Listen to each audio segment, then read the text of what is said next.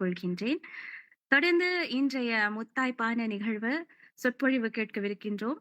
சொற்பொழிவுக்கு முன்பதாக இன்றைய சொற்பொழிவாளரை பற்றி அடியேன் ஒரு சிறு முன்னுரையை கொடுக்க விழைகின்றேன். ஐயா சிவத்திரு சுப்புராயன் அவர்கள் கடலூர் மாவட்டத்தை சேர்ந்தவர். குருவே சிவம் என கூறினன் நந்தி என்று நம்முடைய திருமூலர் சொல்வார்கள். அதுபோல திருவருளாலே குரு வாய்க்கப் பெற்ற ஒரு மிக சிறந்த சிவனடியார் நம்முடைய ஐயா சிவத்திரு சுப்புராயன் அவர்கள். அவர்கள் பல சிவப்பணிகளை ஆற்றி வருகின்றார்கள். கடந்த 8 ஆண்டுகளாக அவர் ஆற்றிய சிவப்பணிகள் எண்ணில் அடங்கா. இருந்தாலும் அவற்றை உங்களுக்காக இங்கு அடியேன் பகிர்ந்து கொள்ள விழைகின்றேன்.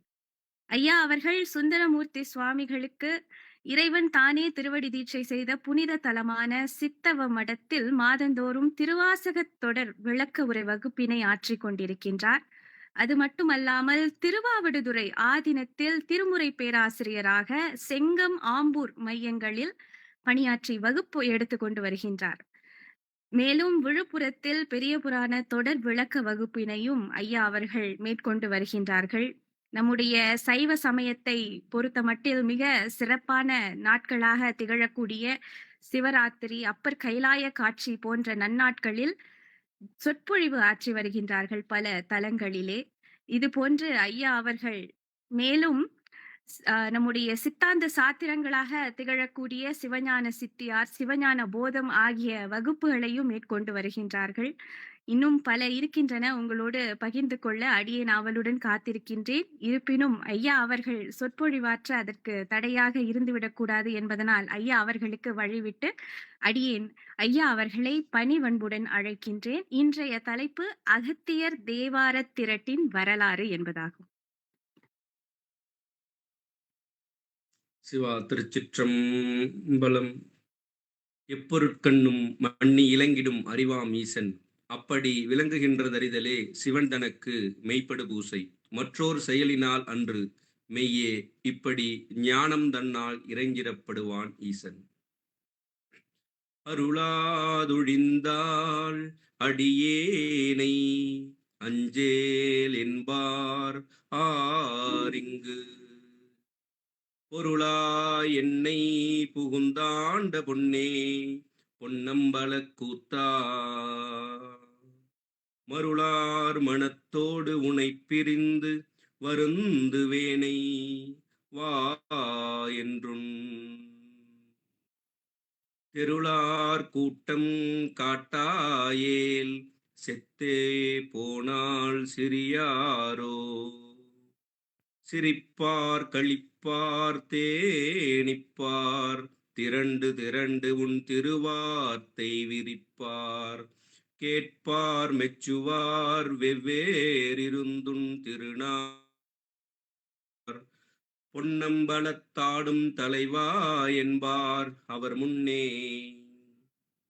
நரிப்பாய் நாயேன் இருப்பேனோ நம்பி இனித்தான் நல்காயே. திருச்சிற்றம்பலம். அங்கு இங்கு எனாதபடி எங்கும் பிரகாசமாய் விளங்கும் முழுமுதற் பொருளான சிவபெருமானின் திருவடித்தாமரைகளையும் திருக்கைலாய பரம்பரை திருவாவடுதுறை ஆதீனத்தின் 24வது சன்னிதானம் அவர்களின் திருவடித்தாமரைகளையும் அருட்குருநாதரின் திருவடித்தாமரைகளையும் இளையனை சென்னரிலே ஆற்றுப்படுத்திய அருள்ஞானியாரின் திருவடித்தாமரைகளையும்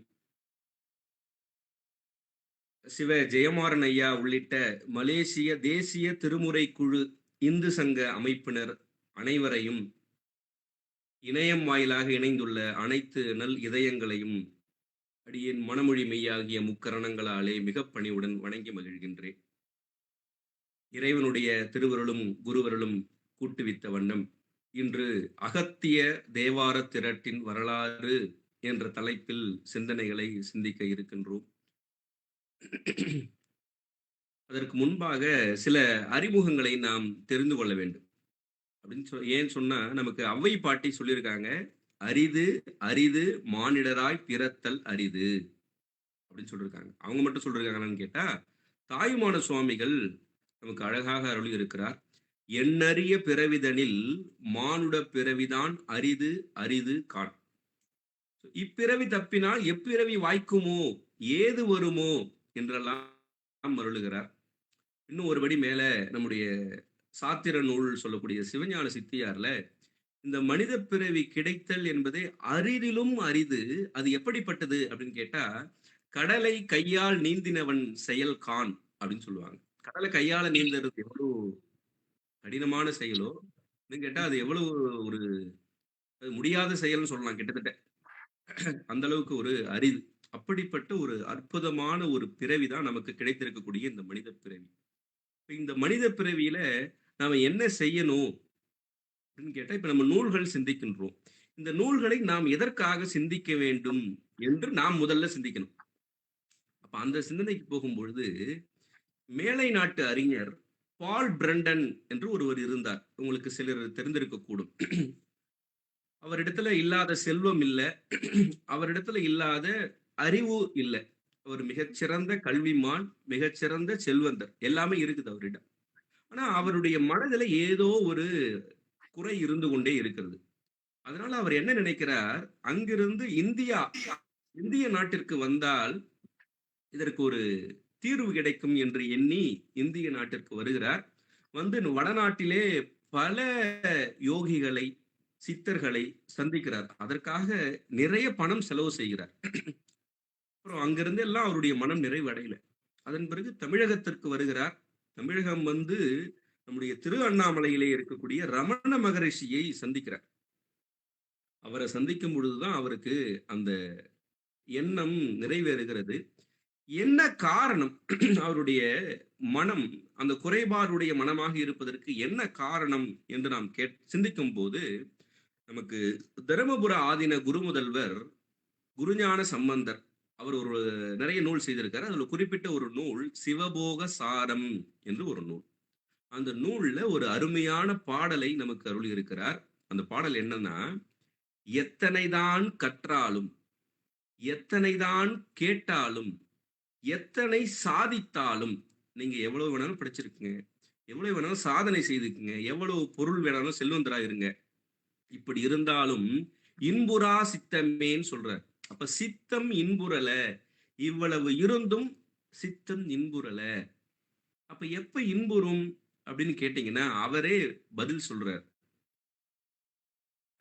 எத்தனைதான் கற்றாலும், எத்தனைதான் கேட்டாலும், எத்தனை சாதித்தாலும் இன்புறா சித்தமே மெய்யாக தோன்றிவிடும் இவ்வுலக வாழ்வு அனைத்தும் பொய்யாக தோன்றாத போது சொல்றாரு. இந்த உலக வாழ்வு எல்லாம் நாம் இதுதான் நமக்கு மெய், இதுதான் நிஜம், இதுதான் சதம் அப்படின்னு நினைத்துக் கொண்டிருக்கிறோம். ஒரு காலத்துல நம்ம இந்த உடலிலிருந்து உயிர் பிரிந்து விடும். அப்ப நமக்கு எது நிலைத்தது என்று நம்ம அதை நோக்கிய பயணம் இருக்கணும். அப்ப பயணம் இருக்கும் பொழுதுதான் நமக்கு நூல்கள் வழிகாட்டுகின்றன என்று நாம் தெரிந்து கொள்ளலாம்.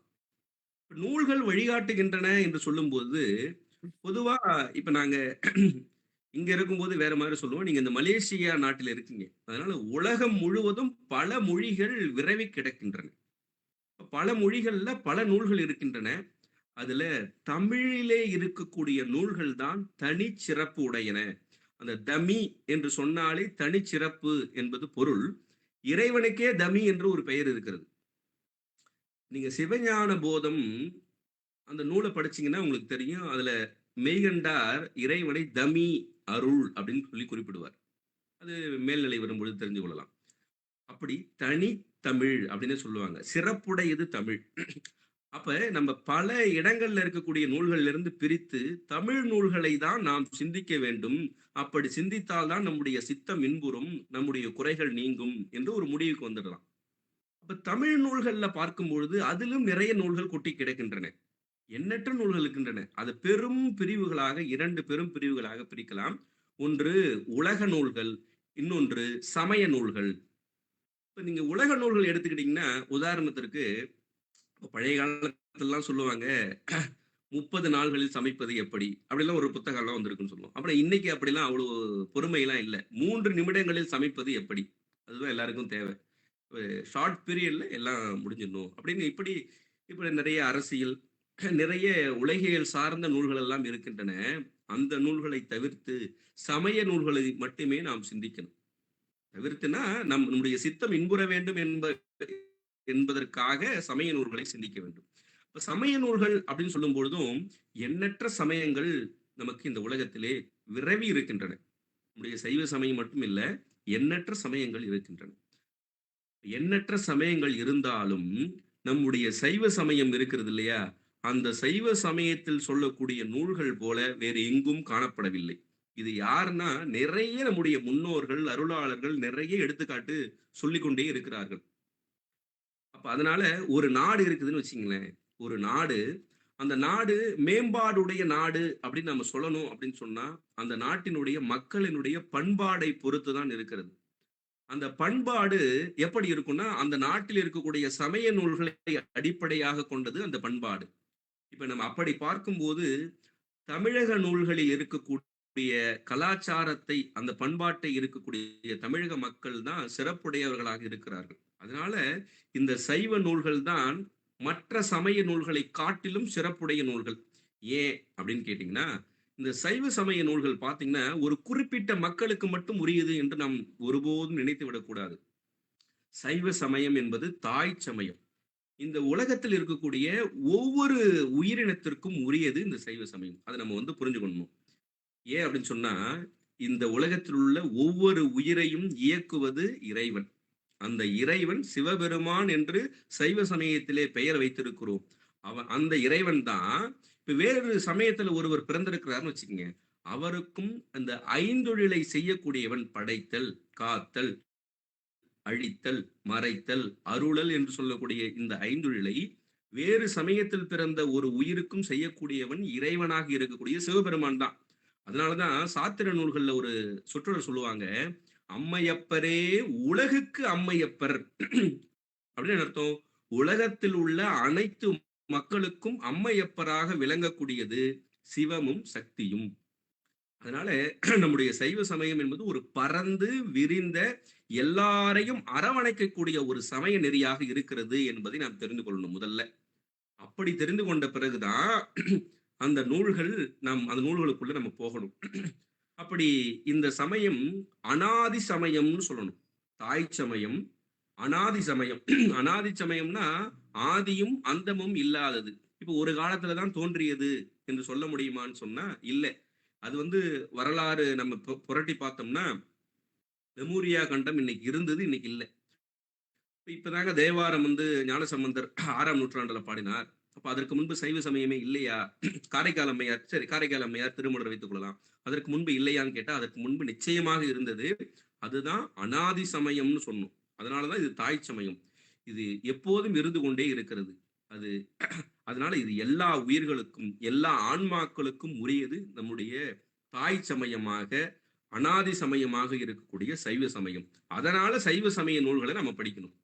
ஏன்னா ஒரு செயல் நாம் செய்தோம்னா அதற்கு காரண காரியத்தோட தான் நம்ம எல்லா செயல்களையும் செய்யணும். அப்படியே வெறுமனே அப்படியே செய்யக்கூடாது. அதனால நம்ம சைவ சமயத்தில் தான் சொல்லுவாங்க, நீங்க என்ன வேணாலும் கேள்வி கேளுங்க, என்ன கேள்வி கேட்டாலும் உங்களுக்கு விடை இருக்கிறது. இப்படி ஒரு நல்ல ஒரு வழிகாட்டி அது என்ன சொல்லுவாங்கன்னா ஒரு ராஜ பாட்டை நமக்கு போட்டு கொடுத்திருக்கிறார்கள் நம்முடைய சைவ சமய அருளாளர்கள். ஏன்னா எப்படி வேணாலும் போகலாம். வேற மார்க்கத்துல போனீங்கன்னா ஒரு சிறு பாதை இருக்கலாம், அங்க முட்டல் இருக்கலாம், நாம போகக்கூடிய இடம் போக முடியாமல் தடுக்கப்பட்டு இருக்கலாம். ஆனா நம்முடைய சைவ சமயத்துல ஒரு பெரிய ராஜபாட்டை போடப்பட்டிருக்கிறது. அதிலே பயணித்தால் நாம் இலக்கை அடையலாம், நம்முடைய சித்தம் இன்புறும். அப்படி நம்ம நூல்கள்ல பார்க்கும்போது இந்த பொதுவாக இறைவன் அருளி செய்த நூல்கள் வேதம், ஆகமம் என்று சொல்லுவாங்க. அது இக்காலகட்டத்துல அதாவது நமக்காக அந்த ஆன்மாக்களுக்காக இறை அருளாளர்களால் தமிழிலே அருளி செய்யப்பட்டதுதான் இந்த தேவாரம், திருவாசகம் என்று சொல்லக்கூடிய 12 திருமுறைகள். அந்த 2 நூல்கள் சொன்னோம் இல்லையா, வேதம், ஆகமம். அதே போல நம்ம தமிழ்ல நமக்கு சாத்திரமும் தோத்திரமும் 2 கண்கள் போல. சாத்திரம், தோத்திரம். தோத்திரங்கள் என்று சொன்னால் அது 12 திருமுறைகள். சாத்திரங்கள் என்று சொன்னால் அது 14 சாத்திரங்கள். அதுதான் சைவ சித்தாந்தங்கள் அப்படின்னு சொல்றோம். சைவ சித்தாந்த சாத்திரம், மெய்கண்ட சாத்திரம் இப்படி சொல்லப்படும். இந்த 2 நூலுமே நமக்கு முக்கியம். ஏன்னா 2மே 2 கண் போன்றது. நமக்கு 2 கண் போன்றது அப்படின்னு சொன்னா ஒரு கண் மட்டும் எனக்கு போதுங்க அப்படின்னு நம்ம சொல்ல முடியுமா? ஒரு கண் மட்டும் எனக்கு போதுங்க, வலது கண் மட்டும் போதும், இடது அல்லது இடது கண் மட்டும் போதும், வலது கண் வேணாம் அப்படின்னு சொல்ல முடியுமானா நிச்சயமா சொல்ல முடியாது. அதனால தோத்திரம், சாத்திரம் 2 நூல்களுமே நமக்கு அவசியம். அதனாலதான் இறைவன் 2 நூல்களை அருளிச் செய்தான். வேதம், ஆகமம் அப்படின்னு சொல்லி நமக்கு முன்னோர்கள் வகுத்திருக்கிறார். அப்ப இந்த நமக்கு சாத்திரங்களையும் நாம சிந்திக்கணும். இப்ப நம்ம தோத்திரங்களுக்குள்ள வருவோம். ஏன் 2 கண்கள்னா, தோத்திரங்களுக்கு நாம் பொருள் பார்க்கும்போது சாத்திர கண் கொண்டு தான் பார்க்கணும். சாத்திரங்களுக்கு பொருள் பார்க்கும்போது தோத்திர கண் கொண்டு பார்க்கணும். அதனால 2மே நமக்கு அவசியம். சாத்திரங்கள் இருக்கட்டும். இப்ப தோத்திரங்கள்ல 12 திருமுறைகள் தான் நமக்கு தோத்திரங்கள். இந்த 12 திருமுறைகள் நமக்கு தெரியும். முதல் 3 திருமுறைகள் ஞானசம்பந்தர் அருளிய திருக்கடைக்காப்பு. 4, 5, 6 திருநாவுக்கரசு சுவாமிகள் அருளிய தேவாரம். 7ஆம் திருமுறை நம்பியாரூரராகிய சுந்தரமூர்த்தி சுவாமிகள் அருளிய திருப்பாட்டு. இந்த 7 திருமுறையும் சேர்ந்துதான் பொதுவா தேவாரம் சொல்லுவோம். சிறப்பா சொல்லணும்னா ஞானசம்பந்தர் அருளியதை திருக்கடைக்காப்பு என்றும், அப்பர் திருநாவுக்கரசு சுவாமிகள் அருளியதை தேவாரம் என்றும், சுந்தரர் அருளியதை திருப்பாட்டு என்றும் சொல்லுவோம். 8ஆம் திருமுறை திருவாசகம், 9ஆம் திருமுறை 9 அருளாளர்கள் அருளியது, 10ஆம் திருமுறை திருமந்திரம், 11ஆம் திருமுறை அது பிரபந்தம் பன்னிருவர், 12ஆம் திருமுறை தெய்வ சேக்கிழார் அருளிய பெரிய புராணம். இதுல இந்த முதல் 7 திருமுறைகள் இருக்குது இல்லையா, இதையெல்லாம் நமக்கு தொகுத்து கொடுத்தது யாருன்னு கேட்டா நம்முடைய நம்பியாண்டார் நம்பி தில்லையிலே தொகுத்து கொடுத்தார் என்ற வரலாறெல்லாம் உங்களுக்கு நிச்சயமாக தெரிந்திருக்கிறோம். அது கிட்டத்தட்ட 1,02,000 பதிகங்கள் இருந்துச்சாம், தேவார பதிகங்கள் மட்டும். ஆனா இன்றைக்கு நமக்கு கிடைத்திருக்கக்கூடிய பதிகங்களின் எண்ணிக்கை கிட்டத்தட்ட 797. ஒரு பதிகம் முன்ன பின்ன இருக்கலாம். 1,02,000 பதிகம் எங்க, 797 பதிகங்கள் என்ன? அப்பதான் நமக்கு அது செல் அரித்து போய் இறைவனுடைய அசிரீரி வாக்கு கேட்டது, உங்களுக்கு தேவையான பதிகங்கள் கிடைத்தன என்று இருந்தது. அதனால இந்த 797 பதிகங்களும் தில்லையில் கண்டெடுத்து இதை நம்பியாண்டார் நம்பி நமக்கு தொகுத்து வகுத்து திருமுறைகளாக நமக்கு தந்தார். அப்படி அந்த முதல் 7 திருமுறையை நமக்கு தேவாரங்களை தந்தார் இல்லையா, அந்த முறைக்கு பேர் ஒண்ணு சொல்லுவாங்க. அந்த என்ன முறைனா அடங்கன் முறை. இதே போல பன்முறை, வரலாற்று முறை, தலமுறை என்றெல்லாம் இருக்கிறது. இது நம்பியாண்டார் நம்பி முதல்ல நமக்கு வகுத்து கொடுத்தார் இல்லையா, அதற்கு பெயர் அடங்கன் முறையின் பேர். இந்த அடங்கன் முறை இருக்குது இல்லையா, இப்பதான் நம்முடைய தலைப்புக்குள்ள வருகிறோம். அகத்தியர் தேவார திரட்டின் வரலாறு. இந்த அறிமுகத்தோட நம்ம இப்ப தேவார திரட்டினுடைய வரலாறுக்குள்ள வரணும். இப்ப இந்த அடங்கன் முறைய முழுவதுமாக ஓதினால் வீடு பேறு கிட்டும் என்பது முன்னோர் வாக்கு. இந்த 7 தேவாரங்கள் நாள்தோறும் ஓதும். நாள்தோறும் ஒவ்வொரு நாளும். இப்போ 1,02,000 பதிகம் குறைஞ்சி 797 ஆச்சு. இதை நாள்தோறும் நம்ம ஓத வேண்டும் என்று சொன்னால் ஒரு நாளைக்கு 24 மணி நேரம் தான் இருக்கிறது. இதுல நமக்கு நிறைய பணிகள் இருக்கிறது. இதை எப்படி ஓதுவது, எப்படி ஓதி வீடு பேறு பெறுவது? இதற்காக தான் இதை தெரிந்து கொண்ட சிவாலய முனிவர் என்று ஒருவர் இருந்தார். சிவாலய முனிவர் என்று ஒருவர் இருந்தார். அவர் மூலமா தான் நமக்கு அகத்தியர் தேவார திரட்டு கிடைத்தது. அப்ப அதனால நம்ம எல்லாம் சிவாலய முனிவரை, அவருடைய திருவடிகளை போற்ற வேண்டும். அவர் தான் நமக்கு அகத்தியர் தேவார திரட்டை தந்திருக்கிறார். இது அந்த 797 பதிகத்தையும் அவர் நாள்தோறும் ஓதி வர அவருக்கு நேரம் போதல. அதனால அவர் என்ன நினைக்கிறாருன்னா, இதற்கு ஏதாவது ஒரு ஷார்ட்கட் கிடைக்குமோ என்ற ஒரு ஐயத்துல தில்லை நடராச பெருமானிடத்திலே சென்று தவம் செய்கிறார். பல ஆண்டுகள் தவம் இருக்கிறார். அந்த பல ஆண்டுகள் தவம் இருப்பதன் வாயிலாக இறைவன் வெளிப்படுகிறார். அந்த சிவாலய முனிவர் எப்படிப்பட்டவர்னா, கல்வி, கேள்வி, ஒழுக்கங்களில் மிகச் சிறந்தவர். அப்படி இருப்பவர் தான் அந்த தேவாரத்தினுடைய மேன்மையை அறிந்தவராக இருக்க முடியும். அப்ப அந்த சிவாலய முனிவர் என்ன நினைக்கிறாருன்னா, நாள்தோறும் ஓத முடியல. ஏன்னா அவங்க எல்லாம் முழு நேரமும் இந்த பணியில இருந்தாலும், இன்றைக்கு நாம எல்லாம் என்ன பண்றோம், பணிக்கு போறோம், மாசத்துக்கு ஒரு நாள், வாரத்துக்கு ஒரு நாள், சரி இந்த சிந்தனையை சிந்திக்கலாம் அப்படின்னு நினைக்கிறோம். அவங்க நாள்தோறும் இந்த பணியில் இருந்தாலும் அவர்களுக்கு அதை செய்ய இயலாத ஒரு வருத்தத்திலே நடராச பெருமானிடத்திலே அவர்கள் ஒரு விண்ணப்பமாக தவம் செய்து அங்கே வீற்றிருக்கிறார். சில ஆண்டுகள் கழித்து இறைவன் அசிரீரியாக எழுந்து அதற்கு ஒண்ணு சொல்றார். அவர் என்ன சொல்றாருன்னா, சிவாலய முனிவனே, அந்த அசிரீரி வாக்கு, சிவாலய முனிவனே நீ பொதிய மலை உறையும் அகத்தியரை அடைந்தால் உன் கருத்து முற்று பெறும் என்று சொல்றார். அதனால பொதிகை மலையில் இருக்கக்கூடிய நீ அகத்தியரை நாடினால் உன்னுடைய கருத்து நிறைவேறும், நீ நினைக்கிறது நடக்கும்பா அப்படின்னு சொல்லி ஒரு அசிரேரி வாக்கு. அந்த அசிரேரி வாக்கை தலைமேல் சிறமேல் போற்றி நடராச பெருமானை முறைமையாக வணங்கி அங்கிருந்து புறப்பட்டு அகத்தியரை காண்பதற்காக சிவாலய முனிவர் செல்கிறார். அங்க சென்று அங்க பொதிகை மலையில நடராச பெருமான கூட கொஞ்சம் ஈஸியா பார்த்துடலாம் போல, அகத்தியரை காண முடியல. அங்க மறுபடி தவம் இருக்கிறார். கிட்டத்தட்ட ஒரு 3 ஆண்டுகள் தவம் இருப்பதாக சொல்லப்படுகிறது. 3 ஆண்டுகளுக்கு பிறகு அகத்திய பெருமான் காட்சி தருகிறார். காட்சி தந்து சிவாலய முனிவருக்காக அகத்தியர் இறங்குகிறார்.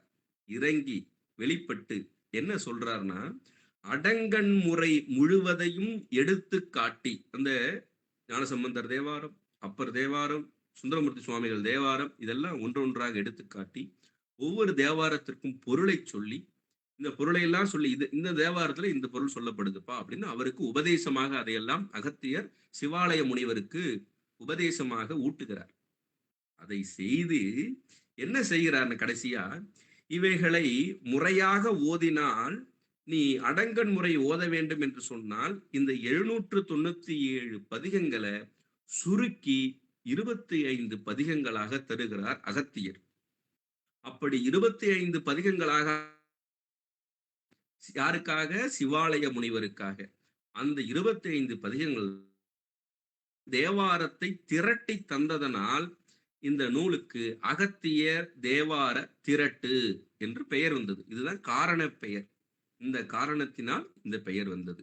அவர் இந்த திரட்டி கொடுத்து, அதாவது ஞானசம்பந்தரனுடைய பதிகத்திலிருந்து 10 பதிகங்களும், அப்பருடைய தேவாரத்திலிருந்து 8 பதிகங்களும், சுந்தரருடைய பதிகங்களிலிருந்து 7 பதிகங்களும், அப்ப 10 கூட்டல் 8 கூட்டல் 7 25 பதிகங்களை நாள்தோறும் ஓதினால் அடங்கன் முறை ஓதிய பலன் உனக்கு கிட்டும். தேர்ஃபோர் வீடு பேறு கிட்டும். ஏன்னா இந்த அடங்கன் முறையை ஓதினால் வீடு பேறு கிட்டும் என்பதற்காக தான் சிவாலய முனிவர் நாள்தோறும் ஓத வேண்டும் என்று அவர் முயற்சிக்கிறார். அப்ப அவருடைய முயற்சிக்கு ஒரு உபதேசமாக இந்த 25 பதிகங்களை நாள்தோறும் ஓதினால் உமக்கு வீடு பேறு கிட்டும், அடங்கன் முறையை ஓதிய பலன் கிட்டும், அதனால வீடு பேறு கிட்டும். அப்ப அந்த 25 பதிகங்கள் தான் அவர் சிறப்பாக சொல்லி சொல்றாரு. இவைகளை முறையாக ஓதினால் அடங்கன் முறை முழுதும் ஓதியதன் பயன் கிடைக்கும் என்று சொல்லி மறைந்தார் அகத்தியர். அப்ப அதனுடைய பொருளையெல்லாம் சொல்லி 25 பதிகங்களை திரட்டி கொடுத்து உனக்கு வீடு பேருக்கு ஒரு உபதேசம் செய்து அகத்தியர் மறைந்து விடுகிறார். அதன் பிறகு சிவாலய முனிவர் அவ்வாறு எப்படி அகத்தியர் இவருக்கு பொருள் உணர்ந்து ஏற்கனவே பொருள் சொல்லி இருக்கிறார், ஒவ்வொரு தேவாரத்தினுடைய பொருளையும் சொல்லி இருக்கிறார். அதனால அந்த பொருளை எல்லாம் உணர்ந்து அகத்திய முனிவர் தமக்கு உபதேசித்தபடி நாள்தோறும் நெடும் காலம் ஓதி வீடு வேறு அடைந்தார் என்பது வரலாறு. இது இப்படிதான் அகத்தியர் தேவார திரட்டு நமக்கு கிடைத்தது. அந்த அகத்தியர் தேவார திரட்டு என்ன சொல்லுது அப்படின்றதுக்காக நுதலிய பொருள் என்று ஒரு வெண்பா செய்திருக்கிறார்கள். அதே போல ஒரு 8 தலைப்பு சொல்லப்பட்டிருக்கிறது. இந்த 8 தலைப்புல என்னென்ன பதிகங்கள் சேர்க்கப்பட்டிருக்கின்றன என்று ஒரு நிலைமண்டில ஆசிரியப்பாவிலே அகத்தியர் அருளி செய்திருக்கிறார். அந்த அகத்தியர் எப்படி சொல்லியிருக்கிறார்னா, ஒரு ஆசிரியப்பாவாக ஒரு பாடலை சொல்லி இந்த பதிகங்கள்லாம் இந்த தலைப்புல வைத்துக்கொண்டு நீ நாள்தோறும் ஓத வேண்டும் என்று அவருக்கு உபதேசித்திருக்கிறார். அந்த பாடலையும் நாம் கட்டாயம் சிந்திக்கணும். ஏன்னா அகத்தியர் தேவார திரட்டு கூட ஓரளவுக்கு தெரிந்திருக்கலாம், அந்த நூல் எப்படி வந்தது என்று கூட தெரிந்திருக்கலாம். ஆனால் அதுல 8 தலைப்பு இருக்குது. அந்த 8 தலைப்புல இந்த தலைப்புல இந்த பதிகங்கள், இந்த தலைப்புல இந்த பதிகங்கள், அது என்னென்ன என்பதை நாம் தெரிந்து கொள்ள வேண்டும். அதற்கு முன்பு நுதலிய பொருள் என்று ஒரு வெண்பா செய்யப்பட்டிருக்கிறது. அந்த வெண்பாவை முதலில் பார்ப்போம். அதுல என்ன 8 தலைப்பினுடைய பெயரை தருகிறார். குரு உருவும், வெந்நீரு, எழுத்தஞ்சும், கோயில், அரண் உருவும், என் தலைமேலாக்கும் திருவடியும், சிட்டான அர்ச்சனையும், தொண்டும், இப்படி 8 தலைப்பு சொல்லிட்டாங்க. அது என்னன்னு பார்ப்போம் இப்ப. சிவாலயர்க்கு என்று இட்டார் அகத்தியனார் 8. சிவாலய முனிவருக்காக இதை தொகுத்து அகத்தியர் 8 தலைப்புகளே தந்திருக்கிறார் என்று இந்த வெண்பா சொல்லுது. அந்த முதல்ல பாருங்க, குரு உருன்னு சொன்னார். அந்த குரு உரு அப்படின்னு சொன்னா எப்படி இருக்கும்னு நம்ம தெரிந்துக்கணும். அதாவது முழு முதல் பரம்பொருளாகிய இறைவன் ஞானாசிரியர் திருமேனி தாங்கி வந்து பக்குவ ஆன்மாக்களுக்கு செய்யும் அருள் திறம். அது இப்ப அம்மையார் கூட சொன்னாங்க, குருவே சிவம் அப்படின்னு சொன்னாங்க. ரொம்ப கேட்பதற்கே ரொம்ப ஆனந்தமா இருந்தது. அதுதான் இங்க சொல்றேன். குரு உரு அப்படின்னு சொன்னா இறைவன் தான் குருவாக வருவான். அது எப்படின்னா, ஆன்மாக்களை மூவகை ஆன்மாக்கள் என்று சைவ சித்தாந்தத்துல பிரிப்பாங்க. உங்களுக்கு தெரிஞ்சிருக்க கூடும். அது விஞ்ஞானாகலர், பிரளயாகலர், சகலர். நமக்கு இருக்கக்கூடிய மலங்கள் 3 மலங்கள். ஆணவம், கன்மம், மாயை. இது தெரிஞ்சுக்கலாம் நம்ம. இந்த 3 மலங்கள்ல ஆணவ மலம் மட்டும் உடைய ஆன்மாக்களுக்கு பெயர் தான் விஞ்ஞானகலர். ஆணவம், கன்மம் என்று சொல்லக்கூடிய 2 மலங்கள் இருக்கக்கூடிய ஆன்மாக்கள் பிரளயாகலர். 3 மலங்களும், அது சகல மலமும், எல்லா மலமும் இருக்கக்கூடிய நம்மை போன்றவர்கள் தான் சகலர்னு பேர்.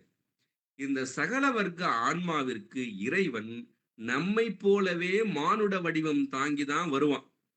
அதனால இந்த குரு உரு அப்படின்னு சொன்னா இறைவனே குருவாக வருகிறான். நமக்கு ஒரு குருநாதர் இருக்கிறார் அப்படின்னு சொன்னா நம்மை போல 2 கண்ணு, அவருக்கு நம்ம போலதான் இருக்காரு அப்படின்னு நம்ம நினைக்க கூடாது.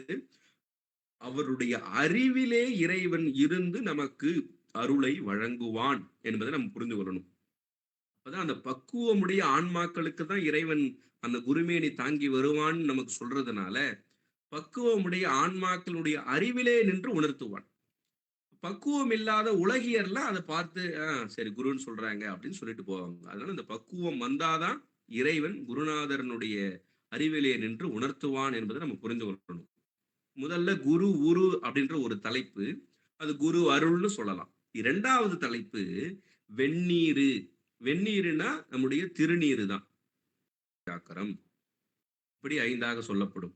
தூல பஞ்சாக்கரம் என்பது நமசிவாய, சூக்கும பஞ்சாக்கரம் என்பது சிவாய நம, அதிசூக்கும பஞ்சாக்கரம் என்பது சிவய சிவ, காரண பஞ்சாக்கரம் என்பது சிவ சிவ, மகா காரண பஞ்சாக்கரம் என்பது சி. சி அப்படின்னு சொன்னாலே அந்த 5 எழுத்தும் அங்கே அடங்கி இருக்கிறது. அது திருமூலர் அவருடைய ஸ்டைல்ல என்ன சொல்லுவாருன்னா நாயோட்டு மந்திரம்னு சொல்லுவார். நம்ம நாயை ஓட்டும்போது சி சொல்லுவோம் இல்லையா, அதுக்காக அவரு மறைமுகமாக அந்த சி என்பது அதுதான் உயர்ந்தது, மகா காரண பஞ்சாக்கரம், அது நாயோட்டு மந்திரம்னு திருமூலர் நமக்கு சொல்வார். சரி, அந்த எழுத்து 5 என்பது 3வது தலைப்பு. அப்புறம் கோயில். கோயில்னா திருக்கோயில். அந்த திருக்கோயில் திறம் அப்படின்னு அந்த தலைப்பு நமக்கு கொடுக்கப்பட்டிருக்கும். இது 4வது கோயில், அது கோயில் திறம். 5வது அரண் உரு. அரண் உருனா சிவபெருமானது திருவுரு. அதுதான், அது ஒரு தலைப்பாக வைத்து பாடல் தொகுக்கப்பட்டுள்ளது. அப்புறம் 6வது தலைப்பு என் தலைமேல் ஆக்கும் திருவடியும் இந்த வெண்பாவில் சொல்லப்பட்டிருக்கிறது. அதுல அந்த எண் சொன்னாங்க இல்லையா, எண்ணுனா ஏதோ தன்முனைப்போட நான் என் அப்படின்னு நினைத்துக் கொள்ளக்கூடாது. அதுக்கு அது உரை செய்திருக்கிறாங்க பாருங்க. புள்ளிய அறிவுடைய எனது அப்படின்னு அர்த்தம். இப்ப மாணிக்க வாசகர் சொல்றாரு இல்லையா, நாயேன் நாயேன்னு தன்னை சொல்லிக்கிறாருல்ல, அதே போல அந்த எளியேன், நாயேன், அடியேன், அதுதான் புள்ளிய அறிவு. இப்ப சிற்றறிவு உடையவர்கள் நாம் எல்லாம். அதான் சொல்றாங்க, புள்ளிய எனது தலைமேல் அணியாக சூட்டுகின்ற திருவடியும். திருவடி என்பது மற்றும் ஒரு தலைப்பு. அப்புறம் சிட்டான அர்ச்சனையும். அர்ச்சனை, அர்ச்சனை அப்படின்றது சிட்டான அர்ச்சனைன்னு ஒரு அடைமொழி தந்தாங்க இந்த வெண்பாவில். அது என்ன, சிட்டம் அப்படின்னா மேன்மை என்பது பொருள்.